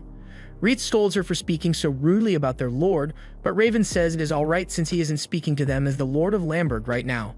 He wants to know what they've thought of their lives here this far, and it goes without saying that this place is like heaven compared to the lives Reitz and Charlotte had before. And Rosal really enjoys being here as well, so Raven feels reassured. He tells them the reason he called them here, and it is to inform them that he is going to die soon. They don't want to believe it, but Raven knows his body better than anyone, and he can clearly tell that his body is running on fumes at this point, so he wants to have this conversation with them while he still can. When Ars first brought them here, he still didn't think much of them. Reitz is a Malkin, Charlotte is a woman, and Rosal was only 5 at the time, but they all shown him that his initial perceptions of them were wrong as they now stand as the pillars of House Louvent, so he's proud to have them as part of the family. As he won't be around much longer, he has a favor to ask of them, and it involves Ars. He knows Ars isn't strong enough to take to the battlefield yet, so thrusting the duties of a lord onto his shoulders is a cruel thing to do. Now that he is standing at death's doorstep, Raven realizes just how much stuff he has left undone. Now that he has the chance to think back on it, he realizes that he should have taken Ars to the battlefield to show him the realities of the world while he was still strong enough to protect him from it. But it's too late for regrets now, so he only asks that the 3 of them support Ars in his stead when he is gone. He's asking this not as their lord, but as Ars' father. He knows he can be far from objective sometimes, but he knows Ars is a good kid. He is loved by the people of the territory, and as he has proven with them, he has a talent for discovering other people's talents. He's proud to have a son like him, so he wants to make sure it will be there for him. Rosal is the first to speak up, and through his tears, he talks about how Ars helped him make use of his talent and come to an understanding with his family, so he owes him a lot. The same goes for Charlotte, since Ars gave her life meaning with the future he plans to create, and Reitz as well, since Ars lent a helping hand to him when he was all alone. Raven didn't even need to ask, because none of them could ever imagine serving anyone other than Ars, and after saying that, they all thanked Raven for taking them in. Reitz asks Raven for a favor, and then opens the door where Alicia had been standing. He tells her that Raven would like to speak to her, so she goes in and introduces herself to him for the first time. Raven apologizes for only being able to meet her in his current condition, but there's nothing he can do about it. He asks her if she still remembers the first time they met, but Alicia has no memory of ever speaking with Raven before this moment. He explains to her that he was the one who requested her betrothal to Ars after he saw her at a funeral. The first thing that came to mind when he saw her was how well-behaved and mature she acted, but beyond that, he could tell that she was a very kind person, so he wanted someone like her to be by Ars' side. He admits that his territory is rather small, but he wants her to stick Ars' side even if he may prove to be unreliable at times. Alicia cuts him off and corrects Raven, as while it may be true that Ars' kindness may make him vulnerable at times, he is working really hard to overcome that weakness. Hearing her speak so strongly about Ars, Raven realizes that Alicia has already fallen in love with Ars, so his mind is at ease knowing that she will never leave his side either. After he is done speaking with her, Alicia leaves Raven's room and tells the other that Raven now wishes to speak with Ars. The others understand and start leaving to call Ars, but before they do, Alicia calls out to Reitz and thanks him for giving her the chance to talk with Raven. Reitz says it was nothing, but as Alicia leaves and he is left alone, the realization that Raven will be gone soon starts hitting him really hard, as over the years he has spent here, he had come to think of Raven as an adoptive father. He had held his composure earlier, but he just can't bear the fact that he won't be with him anymore. A while later, Ars finally arrives to see Raven, and he is much more cheery after hearing his father has regained consciousness. Raven apologizes for calling him up at such a late hour, but Ars is happy to be here. He starts bringing up how he was doing research on possible ways to cure Raven's illness, but Raven knows none of it is going to work, so he cuts Ars off and starts telling the story of his life back when he was a young boy. He wasn't born in Lamberg, but rather from a small farming village in Missions. But the Lord, there was a tyrant who taxed the people relentlessly, so everyone was forced to live in poverty. Eventually, Raven was fed up with living like that, so he ran away to the city. By the time he arrived, the governor happened to be visiting, although he's still not sure what the exact reason for the visit was. But when he bore witness to the gallant aura of the governor riding in, he swore to himself that he would become a man just like him. From that moment forward, Raven studied the sword on his own so that he could become a knight, and when he finally became one, he fought with all his heart until he was eventually recognized for his accomplishments by Lord Lumiere, and before he knew it, he had been given his own domain. Time has really flown by, and he truly treasures all the people he has gotten to spend that time with. He knows Ars must feel at least partially guilty for his current state, but he wants Ars to know that he bears no responsibility for it whatsoever. This is the result of the way he chose to live his life, so he wants Ars to live his own life and take care of everyone in his stead. Ars doesn't like how Raven is talking, but he eventually comes to terms with the situation and agrees to handle things as best he can when he is gone. Raven can see that Ars is really ready to take on the responsibility, and he feels bad about burdening his son so much. But Ars tells him that he is glad to have a father like him. After the heart-to-heart they just had, Raven changes topics and begins asking Ars how things are going between him and Alicia, and from there they spend the rest of the night having a nice father-son bonding moment. But by the next morning, Raven was no longer with us. A burial is held for Raven where everyone in Ars' family, as well as all the townspeople, are gathered to say their goodbyes. So as Ars steps up to pay his respects, he addresses the people. He tells them that he got to speak with Raven for a long time before he passed on, and Raven entrusted the domain and the people within it to his care. He admits that he still isn't as strong as Raven was, but he promises to devote every ounce of strength he possesses to caring for and protecting everyone. So he asks for their support as he takes on the role of Lord. Everyone immediately rallies their support for Ars on his road to take over the duties of Raven, and Charlotte starts recalling all the good times she spent with the former Lord and how even on the battlefield, he would show concern for her overworking herself and told her so, save the desperate efforts for a time when Ars needs her. It was the same thing with Rosal. Raven told him there was no need to push himself too hard to study since he is still just a kid, and there would be plenty of time for him to grow up alongside Ars and be useful to him. Ars then asks that his father's spirit watch over him as he declares himself as the new Lord of Louvent. Meanwhile, in a bar, a woman overheard two guys talking about how the governor of Missions was assassinated by one of his sons during the succession dispute, and she seems really interested to hear more about the story. 3 months have passed since Raven's death, and Ars is still having trouble getting used to his new lordly duties, but he is managing thanks to the help of the people around him. He doesn't expect to be able to measure up to Raven's greatness, but he'll do his best to lead the people in his own way. A meeting is called between the lords, and before they get things started, they hold a moment of silence for their fallen comrade, Raven. Lumiere then announces that Ars will be taking up the mantle as the next Lord of Louvent, so Ars formally introduces himself and promises to uphold his duties to the best of his ability. Now that Ars has officially been inducted, Lumiere says he is on equal footing with the rest of them, so they expect great things from him. Moving on to the agenda of this meeting, Lumiere talks about the succession war between Kuren and Vasmark. Kuren, whom he had already decided to support, has successfully raised an army, so he will have Minas explains what's going to happen.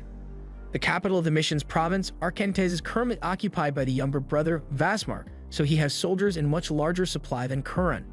However, Kuren still controls the trading city of Sempler, which gives them economic superiority.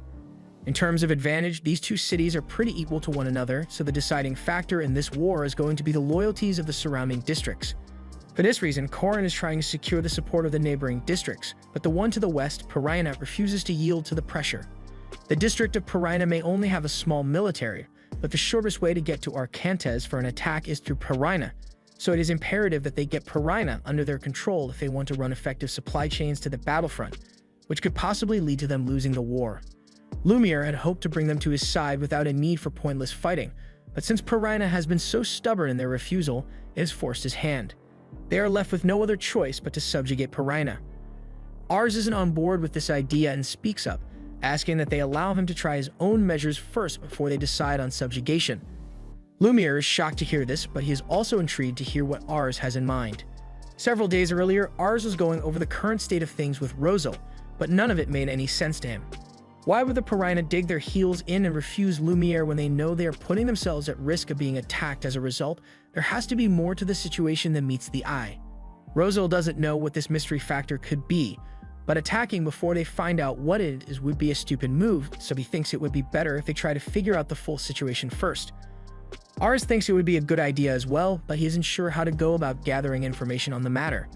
That's when Reitz suggests that they should hire a mercenary group known as Shadow. Rumors say that they are frighteningly good at getting the info they are after, so Ars asks if it is possible for Reitz to get in contact with them. He says he'll do his best to get in touch, but in the meantime, Rosal asks Ars to suggest that they handle the Piraina problem by themselves at the next meeting. With all Ars' points outlined, Lumiere agrees to give Ars some time to investigate the reason for Piraina's stubbornness, so Ars thanks him for being so understanding. As the meeting comes to an end, Ars is relieved that it all ended up working out without any issues, and as they are leaving, they run into the group of orphans Charlotte had been helping back in the day. They are all really happy to see her, and she's really happy to see them as well. She even brought them some smoked meat as a gift. Ars is then greeted by the lady who runs the orphanage. Since he trusts her, he had asked that she take in as many orphans as possible and give them a home. And it seems to have made a difference, since all the kids have been doing pretty well lately. They all have their aspirations now, and they are steadily working towards achieving them, and Charlotte is really proud of them for it. The kids thank Ars for helping them out so much, but he can't take the credit for all of this after all. Charlotte is the one who sends most of her salary here to help them. The kids had no idea about this, so now they are even more grateful to Charlotte than they were before. Eventually, they all say their goodbyes, and Charlotte smiles as she watches them leave. Initially, she had thought about taking them with her to Lambert when Ars first requested that she become his retainer. But while Lambert is certainly a wonderful place to live, Ars thought being in a big city like Canera would provide them with much better opportunities to learn and grow. They are still kids, so it is important that they get to see a lot of things and decide for themselves what they wish to become. Just then, Ars is surprised when he hears his name called out by Lisha. He asks how she got here, so Lisha explains that she was accompanying her father since he had to come here for the meeting, but then she heard that Ars was in town as well, so she came looking for him. Ars is delighted to see her, but he wasn't prepared to meet her today, so he's a little flustered. Lisha looks behind him and sees the orphanage full of kids having fun, and she thinks it is truly the most wonderful thing. But then a muddy kid runs over and hugs her, so Ars starts panicking and offers to buy her a new dress immediately. However, Lisha doesn't seem to mind and even starts taking off her shoes so she can join the kids in playing. Seeing this, Ars is reminded of just how amazing Lisha truly is, and he is falling in love with her all over again. A while later, as all the kids and Charlotte are asleep, the mature kids all sit together and have a discussion. Ars tells Lisha that he has asked Reitz to put him in contact with a mercenary group known as Shadow, and if all goes well, Ars will get to negotiate with them about a job he wants done. Charlotte is intrigued, so she would like to hear all about it, even asking if she can accompany him when he goes to meet them. Ars is against the idea since it could be dangerous, but she insists on joining him since Reitz will be there to keep both of them safe anyway. He can't argue with her logic, so he agrees to go get her if the mercenary group agrees to meet with him. However, Licia surprises him when she says she intends on sleeping here. Ars is stunned that would explain why Licia had so much luggage with her when they met earlier today. And it's not like she has any way of leaving when it is already so late into the night, so Ars caves in and says she can stay. He gets up to go get a room ready for Licia, but the surprises keep on coming when Licia tells him she would be happy to share his bed. Ars immediately rejects the idea, and the sound of someone flirting with Ars wakes Charlotte up, so by the time Reitz returns, he finds Ars being badgered by both of them.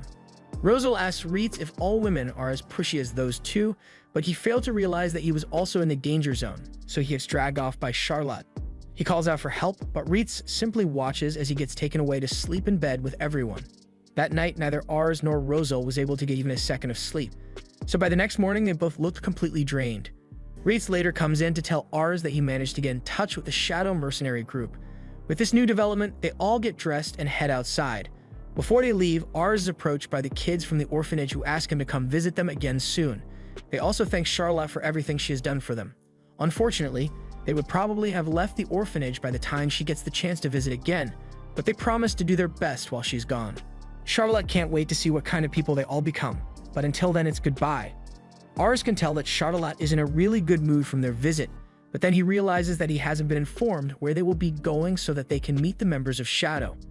Reitz tells him that the meeting place is at a bar on the outskirts of town, so Ars is even more impressed that he was able to find them to begin with. Reitz had a little help from an old member of his mercenary group, but there still wasn't sure it would work, so he's glad it turned out all right. Mercenary groups sometimes hire other mercenary groups to do jobs, and that's because they all have their own specialties. For instance, the group Reitz was formerly a part of specialized in handling frontline battles, but Shadow works with more covert missions. Intel, espionage, and even assassinations on occasion, so Ars is starting to get a little scared of meeting them. There is still one thing that has been bothering Reitz about the whole situation, and it's the fact that Shadow's former leader stepped down and was replaced by a rather young person. Ars asks if Reitz is worried that the new leaders won't be as good as the former one, but it's quite the opposite.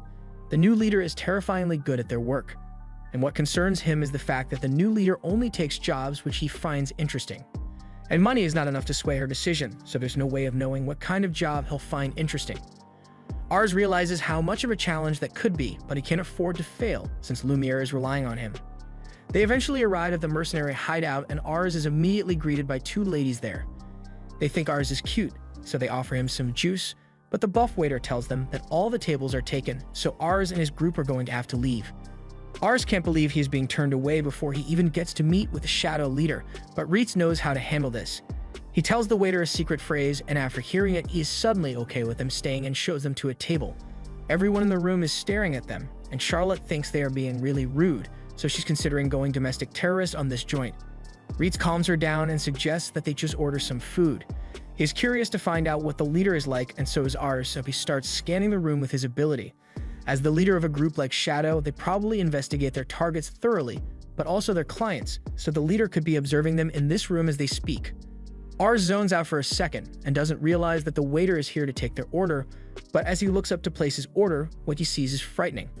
He freezes up for a second, but he soon regains his composure and says he'll have a juice.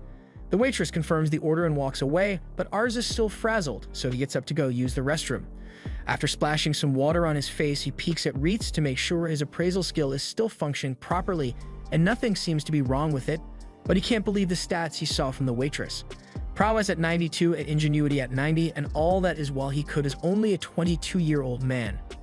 Just then, that same waitress grabs Ars at knife point and asks how he could possibly have figured out that he was the leader of Shadow. He wants answers, and he is prepared to kill him to find out. However, before Ars can get cut, Reitz shows up and saves Ars. The leader attempts to stab Reitz, but his skills are too sharp for that, and he is easily able to stop his arm. The leader is surprised that Ars was able to call over an ally on such short notice, even though Ars definitely didn't call Reitz here. Licia then enters the room and calmly threatens the leader for drawing a blade on Ars. The only way she will be willing to let this transgression slide is if the leader accepts their request unconditionally. The leader confidently smiles and asks her what she's going to do about it if he refuses. It'll be kind of harder for him to keep doing his job if his identity gets out, so it might be better for him to just kill Ars and make his escape. Ars doesn't like the sound of that, but Licia isn't worried since the leader wouldn't stand even a slight chance of pulling that off, at least not with Reitz here.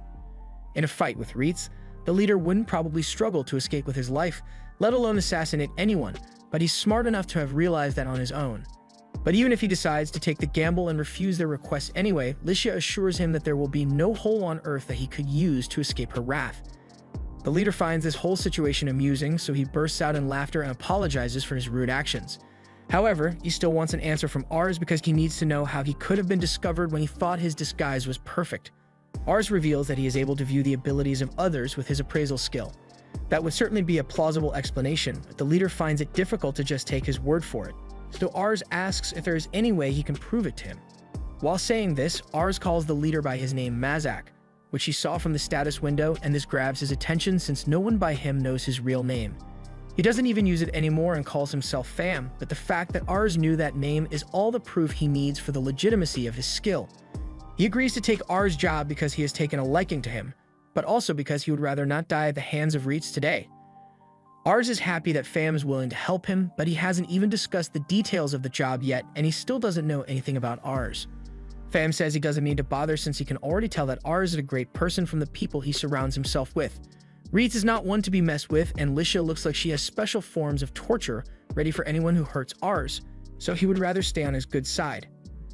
Fam walks out and says they can discuss the details of the job in the back room, and once they are alone, Reitz thanks Licia for what she did back there. When she saw the look on Ars's face, she knew the waitress had to be the leader of Shadow, so she discussed it with Reitz after he left, and they decided to follow him. Ars thanks them for saving his life, and later, they give Fam the details of the mission. If it's just to figure out why Piranha won't back down, then it should be fairly easy to do, and since this is the first time they'll be doing business, he'll even give them a discount and only collect 1 gold for payment.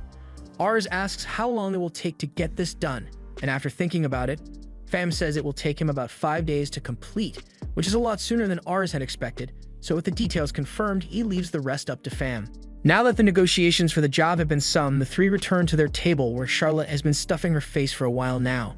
She still has no idea what they were doing since they were gone for a long time, so Licia explains they had a run-in with the leader of Shadow. Ars nearly got killed, but they eventually managed to strike a deal with Fam.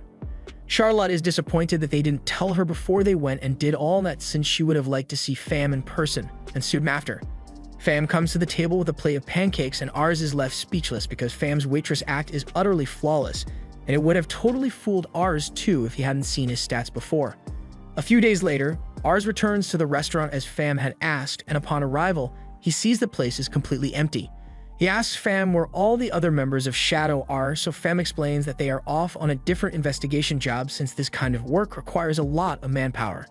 That makes sense, so Ars asks how many people Fam had to take to fulfill his request, but for Ars' mission, Fam just did it on his own because he thought it would be interesting. Ars is surprised that Fam went in solo, but then again, with his stats, it wouldn't be too far of a stretch for him. His skills in this type of work are probably why he became the leader of Shadow despite having a mediocre leadership score. Without wasting any more time, Fam informs Ars that the investigation was a success as he managed to figure out why Piranha refuses to side with Curran, although he can't tell them how he got his information since it's a trade secret. While he was investigating, he got his hands on a piece of paper that is pretty important, and it explains everything. Ars takes a look and sees that the paper is actually a pact containing the signatures of all the people who have sided with Vastmark in the war. And among those signatories, there's one in particular that stands out, the signature of the Lord of the Massa District. Ars isn't familiar with the Massa District, so Reitz gives him a little geography lesson and explains that it is located over here in the west, and it is known for having one of the largest infantries on the continent, even rivaling that of the Arcantes army, so they would be a game changer to whichever faction they sided with. From what they know, Massa had chosen to side with them in assisting Curran, yet this document shows Massa pledging their support to Vastmark. If this pact is genuine, then it means that Mesa has betrayed them, but Ars can't understand why they would do such, and Fam couldn't get any information on Massa's reasons for betraying Curran. But from what they've learned, one thing is certain. If Lumiere continues with his plan to invade Piranha, then Massa may undermine the invasion by encircling Lumiere's forces. Or even worse, Massa may defeat Lumiere's army altogether. Losing Lumaire's army would tip the scales of this war wildly in favor of Vasmark, so Piranha has likely concluded that joining Lumaire and siding with Curran is a losing prospect, which explains why they refuse to offer any assistance. Just to make sure, Reitz asks Fam if he can guarantee that the pact he showed them is truly genuine, as even if he says it's a trade secret, it couldn't have been easy to acquire such important documents.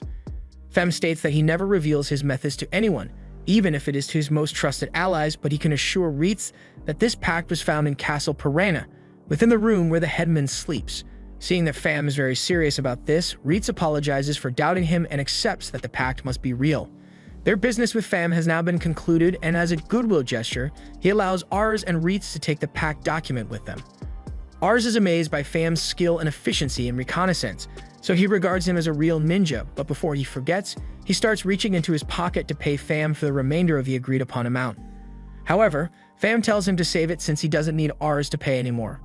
Ars doesn't think it is fair to withhold payment from Fam since he was able to provide exactly what Ars had asked for.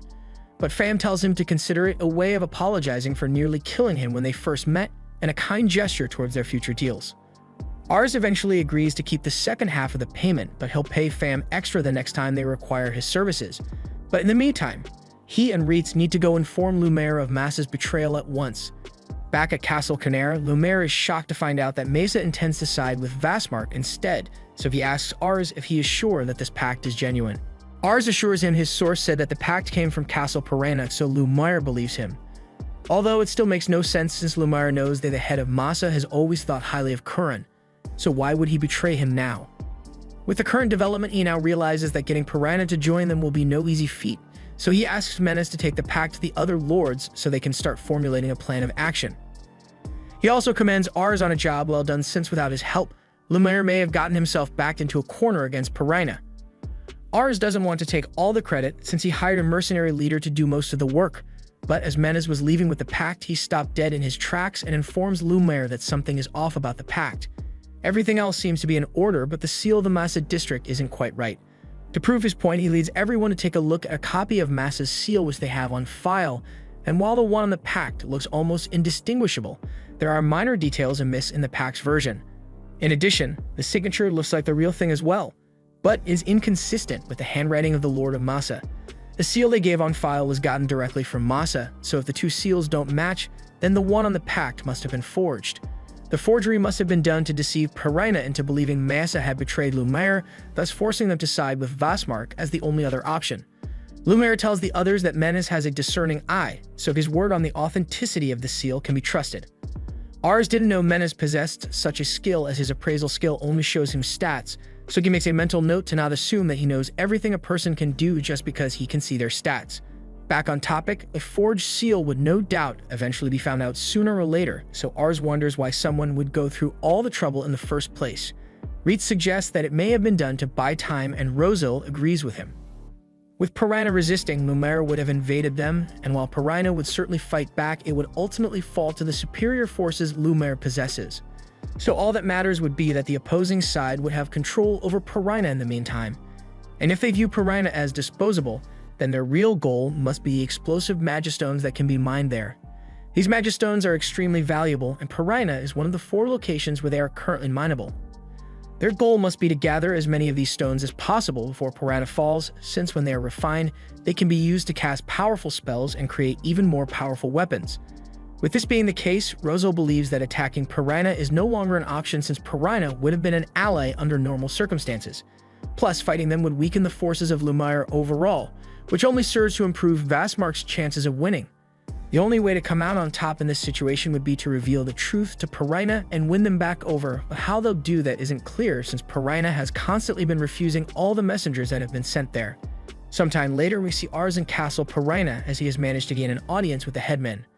Piranha is going to ignore the fact that Ars admitted to stealing a copy of the pact that he had locked in his room, so he wants to hear what Ars has to say. Ars begins his statement by saying he and Lambert as a whole wish to join Piranha in supporting Vasmark instead. He claims that after finding out that Mesa is betraying Curran, he realized that the war was going to be a losing battle, so he thinks it would be best to support the winning side. Ars also says Lumaire is on board with the idea as well, which sparks joy in Piranha's headman. He is glad he won't have to fight Lumiere any longer, so since his secret is apparently out, he promises to put a good word in for Ars and Lumiere so they can be accepted into Vastmark's faction. But before that, Ars wishes to confirm one thing. He asks Pirina if he is certain of the authenticity of that document, and Pirina wholeheartedly believes it to be real, even though the only confirmation he has is that it came from Vastmark himself. Since he is so confident that Masa has indeed betrayed Lumiere, Ars asks if he knows why Masa would suddenly betray Lumiere when they have always been loyal to him. Pirina hadn't given it much thought, but he chalks it up to Masa acting in their own selfish interest. Still, Ars isn't so convinced that Masa would be willing to take on the risk of getting surrounded by Lumiere's forces if they side with Vastmark, so he wants to know if Pirina has thought of what Masa's reasons could be.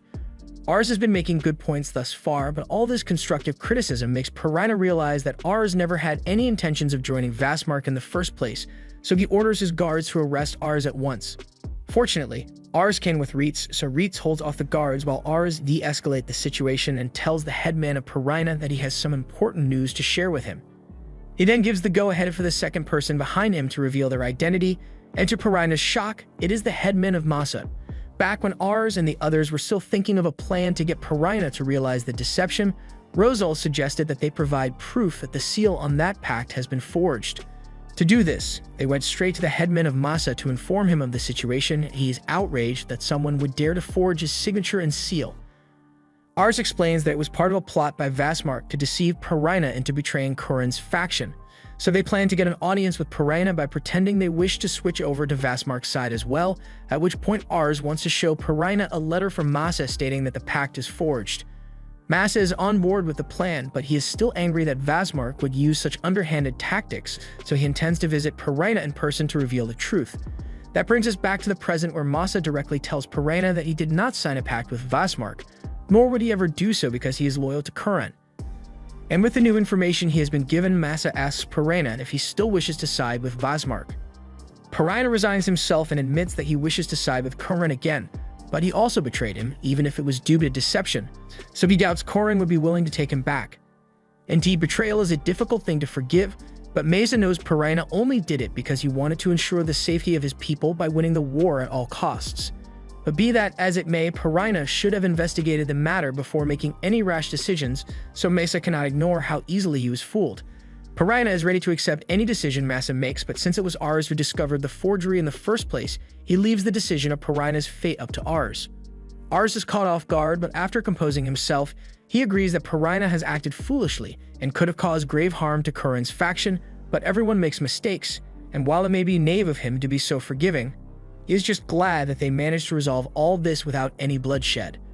So he is more than happy to have Pirina return to being an ally. Pirina is grateful to Ars for his kindness, and Masa approves of Ars' decision as well, so there's nothing more to discuss. As he is leaving, he asks Ars to inform Lumiere of the new developments, and Ars thanks him for coming along to help clear up the misunderstanding. On the contrary, Masa believes he should be the one thanking Ars since he was able to see through the enemy's plot and ultimately resolve the whole matter without conflict. So he has high hopes for the great things Ars will be able to accomplish. After everything was settled, Ars returns home where he visits Raven's grave. He talks about everything that happened recently and how it concluded with Pirina pledging their loyalty to Lumiere once more. Unfortunately, by the time Ars was able to make Pirina realize Vastmark's deception, he had already been able to acquire a large number of explosive magistones from the mines of the Pirina district. Just then, Ars is approached by Reitz and Rosal, who've been looking for him all over. They ask Ars if he is alright, and he says he's fine, but he has a lot on his mind. Both Masa and Pirina were desperate to protect their people, and Ars respects them for their strength as lords. But if Ars didn't have people like Reitz or Rosal by his side, then he would have been powerless to influence the situation in any way. However, Reitz reminds Ars that he will always be by Ars' side along with the others, so all he needs to worry about is doing what he feels is the right thing. Just then, Ars hears a maid running over to inform him that a carriage has arrived, and to his surprise, it is Lumiere who came to see him. Lumiere wanted to visit the grave of his longtime friend and associate at least once, so he pays his respects to Raven's grave. But he also had another reason for coming and informs Ars that Curran wants to meet him. This is a total shock to Ars since in terms of hierarchy, this is like a homeowners association community leader getting to meet the president, so Ars doesn't think he is worthy of such an honor. However, after Lumiere informed Curran of Ars' recent achievement, he grew interested in Ars and personally asked to see him, so Ars accepts and says he'll mentally prepare himself for the day he meets him. Unfortunately, that day is today, as Lumiere came here intending on taking Ars to see Curran immediately. Ars starts panicking because he's not ready for this at all, but with the support of Reitz and Rosal, Ars agrees to accompany Lumiere to see Curran immediately. Meanwhile, back in the manor, Charlotte was busy picking out her outfit for a party Ars had planned, when a maid had to come and deliver the bad news that everyone has already left to meet Curran without her. On the carriage ride to meet Curran, Rosal asks Reitz if it was really okay for them to leave Charlotte behind like they just did, but he justifies it by saying they need someone to defend Lamberg while they are gone. And besides, Charlotte is bound to forgive them if they bring a present back for her. Right now, Reitz is more worried about Ars, who has been quaking non-stop since they set out. Ars says he's fine, but he just wasn't expecting to meet Curran on such short notice. The man could possibly become the next governor of missions, so it's baffling to Ars why he would want to meet a small-town lord like him. Just so that he can be informed, Ars asks Rosal what the occasion is for the party he has been invited to, so Rosal explains that Curran summoned tons of influential nobles from all over the land, which means he is probably trying to raise morale among his supporters by meeting them in person. Hearing that there are going to be a lot of important nobles in addition to Curran, Ars starts feeling worse about this whole thing, but it's too late to back out now as they already arrived. Ars and the others look out the window and are amazed by how beautiful the trading city looks, making Ars realize that he needs to put in a lot of work if he plans to turn Lamberg into a place as beautiful as this. Reitz suggests that today's banquet might be the perfect opportunity for Ars to establish a good reputation among the elites, and Ars agrees to do his best toward that end goal. As they reach Semper Castle, all the guests begin filling the halls, but Ars notices that all eyes seem to be on him for some reason. None of them recognize Ars, so they think it's a bit out of place for a kid to be here on his own, and Ars is getting self-conscious about it.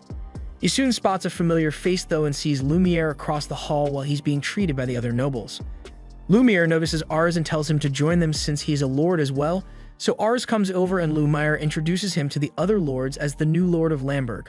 A moment later, trumpets sound to announce the arrival of Curran, so everyone bows their heads in anticipation of his arrival.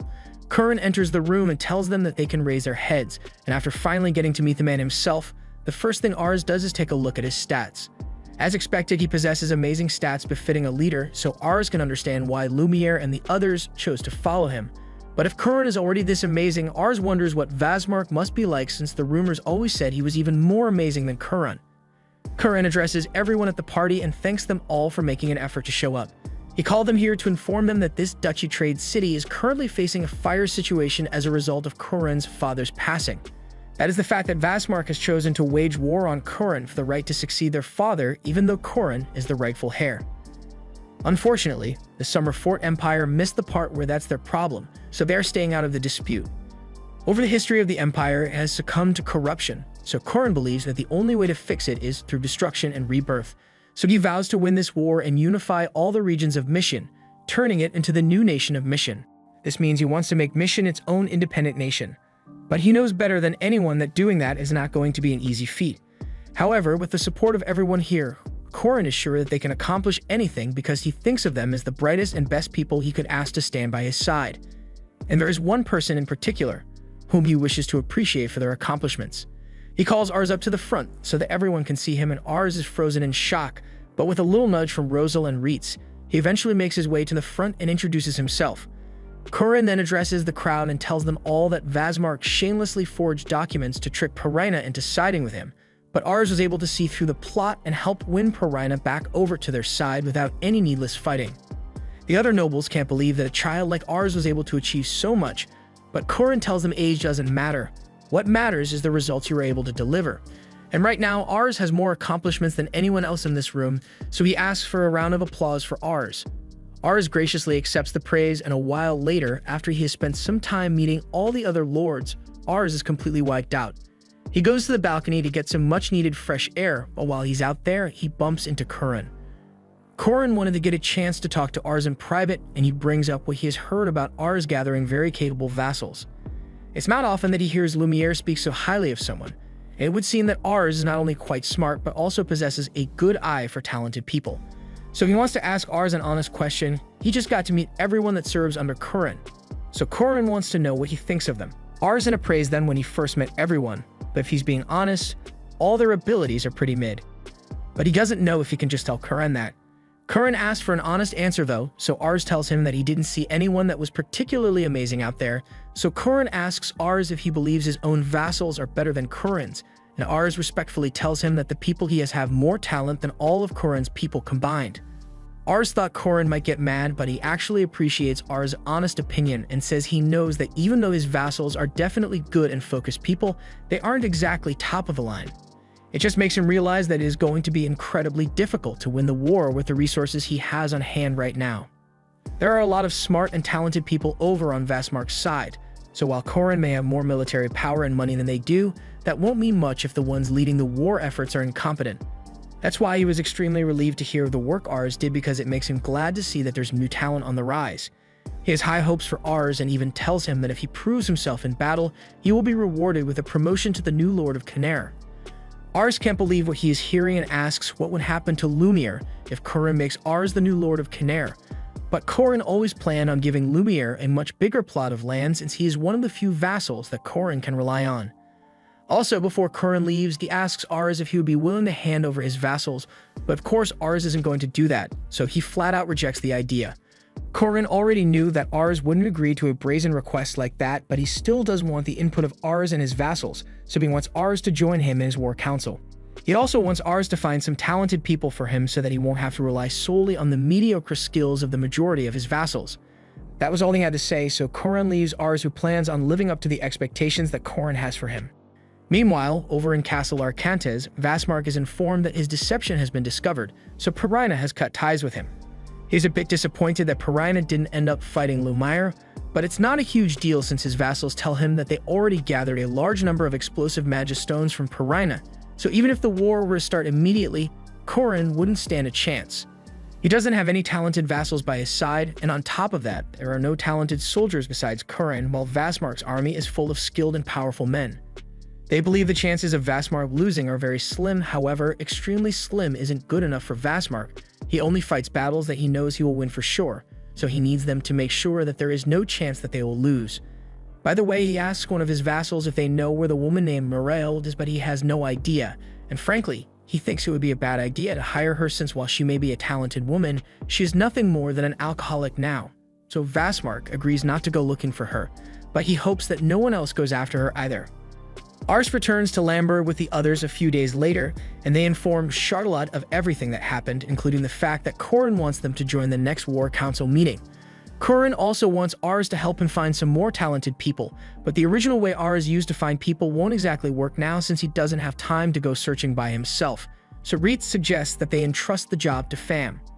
Ars thinks it is a great idea, so they set up a meeting and Pham agrees to do it, but he tells Ars he doesn't want to be held accountable if he ends up finding someone that is incompetent, since he doesn't have an appraisal skill like he does.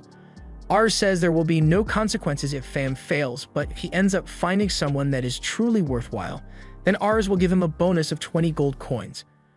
Pham promises to give it his best shot, so Ars and Reitz leave the bar and return to the others. However, along the way, Ars gets bumped into by a drunk woman, so he ends up falling over.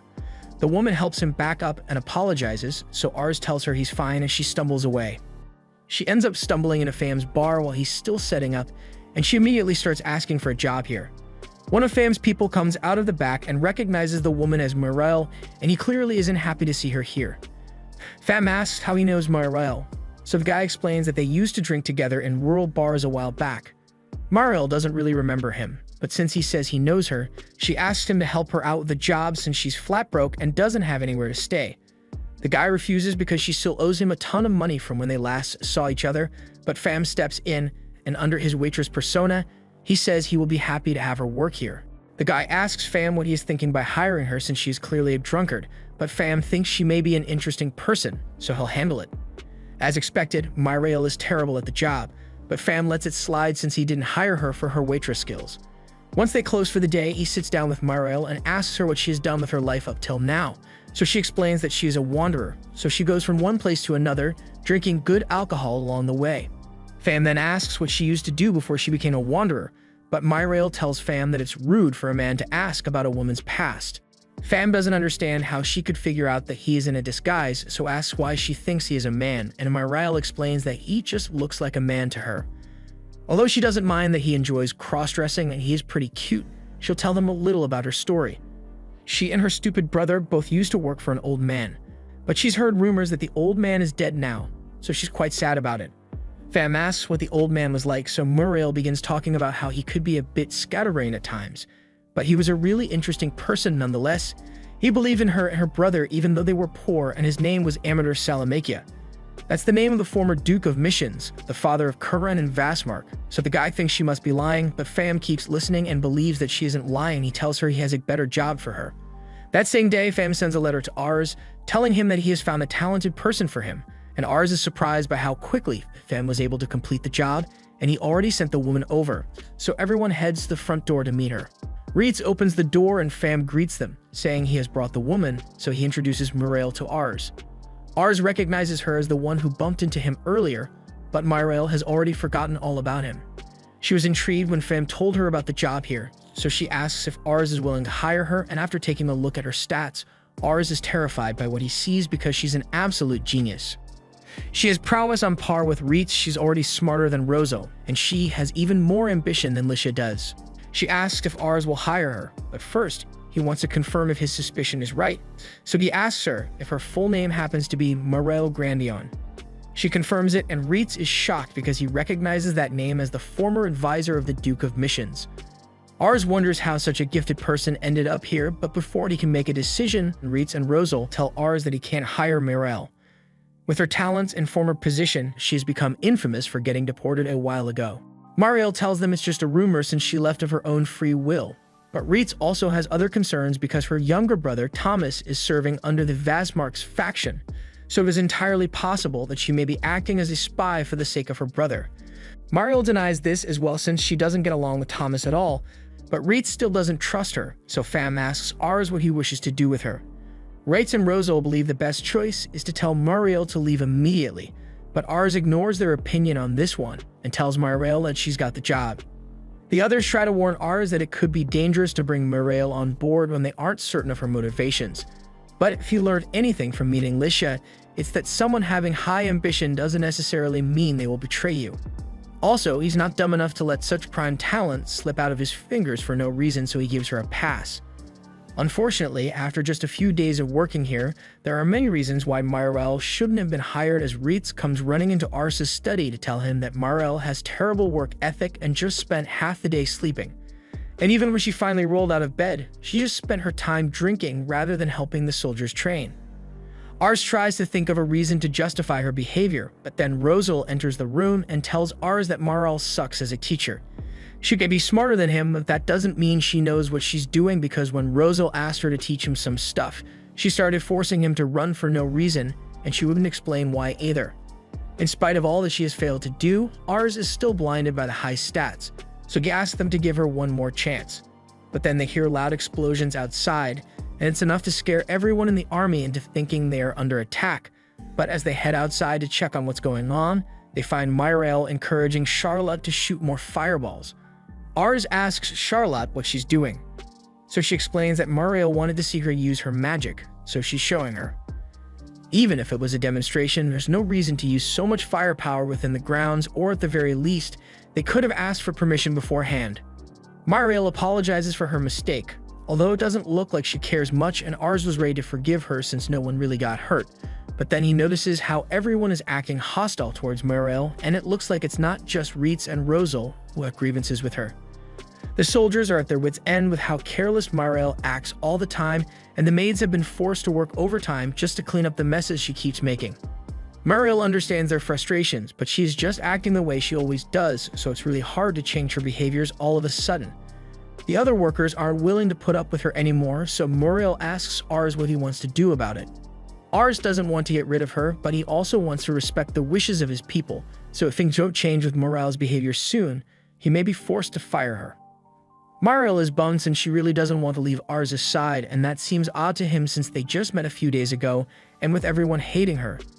It's not likely she'd be having fun. Ars asks why she wants to stay, so Muriel explains that it's because Ars was the first person to agree with her since the late Duke of Missions. There's also a few other reasons why, but if she wants to stay here, it looks like she's going to have to prove her usefulness, so she asks to hold a mock battle, since she's the type who's more useful out in the field. Ars thinks a mock battle may be a little excessive, but Reitz and the others are fine with a mock battle if it means they can take out their frustrations on her. Charlotte doesn't really care about any of this, but Ars is freaking out since he doesn't know how to handle a feud like this. He ends up agreeing to hold the mock battle. So on the day it is set to be held, Ars is gathered in front of his soldiers to address them. Licia is there as well since she had heard about it and wished to cheer Ars on. Mariel has heard a lot about Licia, and likewise, Licia has heard all about how Mariel is a lazy but brilliant tactician from the letters Ars has written to her. Ars tries to claim he didn't call her lazy, but Mariel is okay with it since he's the only one who agreed with her. She then pulls him into her chest and jokes about marrying him someday, and all the while Licia is watching with a fake smile, probably planning out ways to murder Mariel for this. The time for the mock battle arrives, so Ars explains the rules of the battle to everyone. The soldiers will be divided into teams of 2, each with 50 people, and the battle will be held in the eastern forest until sunset. In order to win, you must take out more of your enemy's soldiers than they manage to take from you. However, if you manage to capture the enemy's leader or wipe out the enemy team entirely, then it is an automatic victory. They will use usually blunt wooden swords as weapons to avoid injury, so if you get hit in the head or chest, Ars asks them to stop participating in the game. Ars asks if anyone has any questions to ask him, so Charlotte asks if she's allowed to use her magic during the mock battle. Ars tells her that fire magic is banned since it would effectively one-shot everyone the second she used it, but that means there's nothing for her to do since magic is her thing. However, Ars says everyone will be provided with magic potions of sound and light, so he wants Charlotte to use them wisely. They can't be used as weapons directly, so they should be safe for the battle, but they are still effective as flashbangs or distractions. With the rules settled, Ars asks how everyone wants the teams to be arranged. He wants to see how well Mariel does in a battle, so Ars thinks it's best if he is on the same team as Mariel, so he can see how well she performs. But no one else wants to join Mariel's side since Reitz and Rosal don't like her, and Licia is still formulating a murder plan for what she did earlier. Although Charlotte just wants to get a chance to go up against Mariel. To make sure she gets fired, the soldiers decide to give Mariel the inexperienced new recruits. However, Mariel doesn't seem to mind since a bunch of new soldiers won't change the outcome of the match, and she somehow managed to get another jug of wine. So even though Ars agreed to hold this battle to get people to accept Mariel, her behavior is doing the exact opposite for her case. Anyway, there's nothing he can do about it now, so he just tells everyone to get ready to begin the battle. As they all arrive in the forest and have everything stationed, Charlotte asks if the battle is really fair since their side has all the people with talents for battle. Reitz says it's perfectly fair since the strength of Louvent is in its unity, and right now, everyone is united against Mariel. Meanwhile, in the back, Rosal is dreading the thought of having Mariel become a permanent member of the Louvent house, since he already has enough to deal with having Licia and Charlotte around, so he asks Reitz to do his best to get her fired. Meanwhile, Ars asks his team to do their best, but the soldiers aren't feeling motivated at all. Ars asks Mariel if she's really okay with the battle since they have Reitz on the opposing team, and yeah, Reitz is a force to be reckoned with and she knows it. She also thinks Charlotte is amazingly powerful when it comes to magic, so it's impressive that Ars was able to find people as amazing as them to become his vassals. In contrast, their team is made up entirely of newbies, so there's no way they could ever win a head-on fight. The soldiers know this is true, but they are still upset that Mariel just said it straight to their faces like that. She doesn't see anything wrong with saying things as long as it's true, but even with her shortcomings, she believes they can still win this battle. They may lack military power and her team may hate her, but as a tactician, her job is to find a way to win the battle, no matter what it takes. Ars' team is the first to give the signal that they are ready, so Reitz goes over the plan with his team once more. There's no way the other team could win the battle if they used normal strategies, so there's a high likelihood that they will attempt a sneak attack or range assault. But in order to beat them, all they need to do is go for a direct frontal assault. They'll split into 2 teams led by Reitz and Rosal, and since Mariel is likely to attack Rosal's team if they go for a sneak attack, then Reitz will return to save him and wipe her team out. They set out into the forest and they hear one of their alarms go off, so they know someone from Mariel's side has entered their side of the forest. They rush over to the location and find a mage who immediately asks to be allowed to defect to their side. Reitz immediately thinks it's a trap, but the boy offers to inform him of the plan Mariel decided on. He says that Mariel asks everyone to yell that the enemy is attacking to confuse Reitz, so when he inevitably falls into the trap she has set, she and Ars will trap him in the fort, and then they'll launch an all-out attack on Rosal's team to capture him and win. Reetz's team isn't buying it since there's no way Ars would agree to such underhanded tactics as those, and the mage admits that everything he said just now was a lie. Mariel had asked him to fake betrayal in order to mislead Reitz into falling for their real trap. The mage explains that he hates Mariel with a passion after all her lazy and careless actions, so he can't stand to see her ruin the image of the house Ars is trying to build. That's why he genuinely wants her to lose and get fired, so he will tell Reitz the entirety of her real plan. He was asked to lure Reitz into a trap where Mariel's team would pincer attack him, so he wants them to pretend to fall for this trap so that they can beat Mariel. He was told to use a sound spell as the signal, so Reitz asks the mage to hand over his wand for now. And as soon as he does, Reitz tells the soldier to capture him since he knows he has been lying. They find a second wand on him, so they realize he must have been trying to lure them into a different trap after gaining their trust. The mage is still trying to deny it, but one scary look from Reitz forces him to admit that it's true. They nearly fell for the trap, but things will be easier now since they know exactly where Ars' team will be, so they all sneak up on them and attack. However, as they strike, they realize that the soldiers are all just dummies and Mariel had orchestrated a different plan. He doesn't know what it is exactly, but if Ars is here, all he needs to do is capture him to win, so Reitz and his soldiers charge with full force while Mariel runs away with Ars on her back. As Reitz chases Mariel down, all the spectators cheer him on and Ars is worried he may soon catch up to them. However, Mariel is still smiling and says everything is perfectly fine. Just as Reitz's soldiers are about to catch up to her, they begin tripping over on the traps Mariel had set in the forest ahead of time. Ars is amazed by the ingenuity of Mariel's trap since he hasn't seen something like it since the one Roselle built, and the follow-up trap even managed to capture more of Reitz's men in a pit. Although Reitz's vertical jump is enough to get him straight out of there.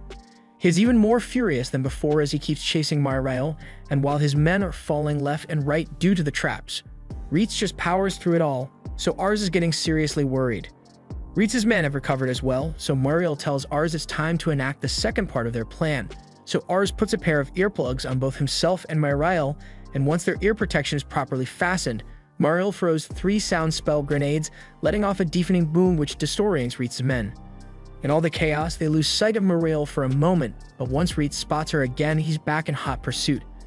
Ars sees that Reitz looks way angrier than before, and Mariel is honestly surprised that he is still on her tail after everything she has thrown at him, and the next part of her plan isn't ready either, so things might actually be getting out of hand. In the audience, Licia is jealous of how Ars is clinging to Mariel, so she really wants Reitz to win and gets a little excited, but at the same time, she wonders where Ars' soldiers went since it has been a while since anyone has seen them. Roselle's squad is still marching through the forest, and they are quite a ways behind Reitz and his soldiers, so Charlotte asks if they should hurry so they can catch up to Reitz. Roselle doesn't think that's a good idea since Reitz probably ran ahead because of an emergency situation, so it would be best if they kept their distance from him for a while so they don't get caught up in whatever is going on.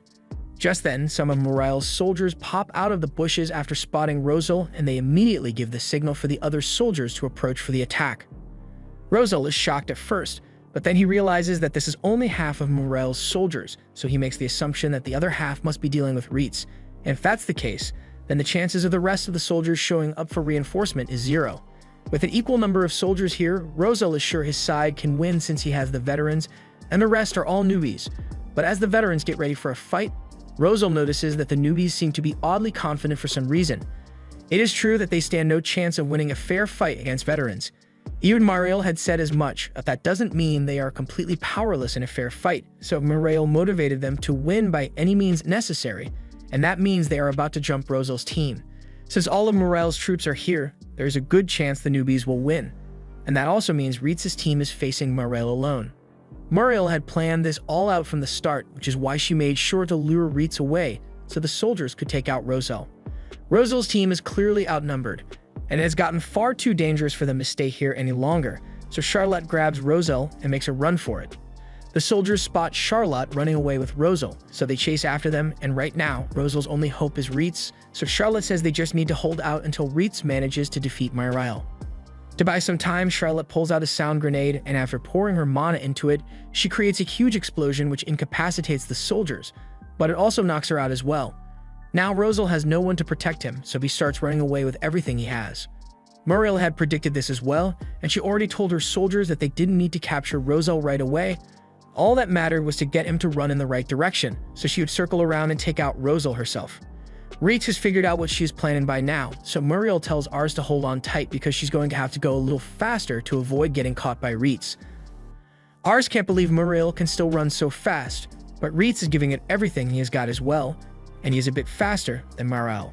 Reitz has been by Ars' side since the day he first met him, and the fact that Ars didn't care about his race or origins and only looked at him as an individual with great talent made Reitz want to wield his sword for Ars' sake. And if he wants to be able to call himself Ars' most trusted advisor, then he cannot let himself lose to someone like Muriel. Just then, Muriel finally spots Rosal, who is being chased in her direction, and she's heading straight for him. Rosal doesn't have time to stop or turn around, so Reitz tells him to keep running since he will take Muriel down before she can strike Rosal. However, just as Reitz was closing in, Muriel asks Ars to throw some sound grenades at him. Reitz manages to protect himself by covering his ears, so he raises his sword to strike Muriel down. But at the last second, Muriel throws another sound grenade, and by the time everything is settled down, Reitz's sword is an inch away from Muriel's head, while Muriel has successfully made contact with Rosal's head. It's a clear victory for Muriel, and she is still so humble about it, so Ars understands why the former governor of missions hired her in the first place. Rosal begins apologizing to Reitz for getting caught, but Reitz doesn't blame him since he should have stopped Muriel before she could get to Rosal. Later that evening, Ars officially announces the results of the mock battle, and Muriel is declared the victor. The veteran soldiers begin to grumble amongst themselves that Muriel used dirty tricks to win, but Reitz puts a stop to that and reminds them that there's no such thing as fair or unfair when it comes to battle. Besides, their team had the overwhelming majority of skilled soldiers, so the battle was unfair from the start.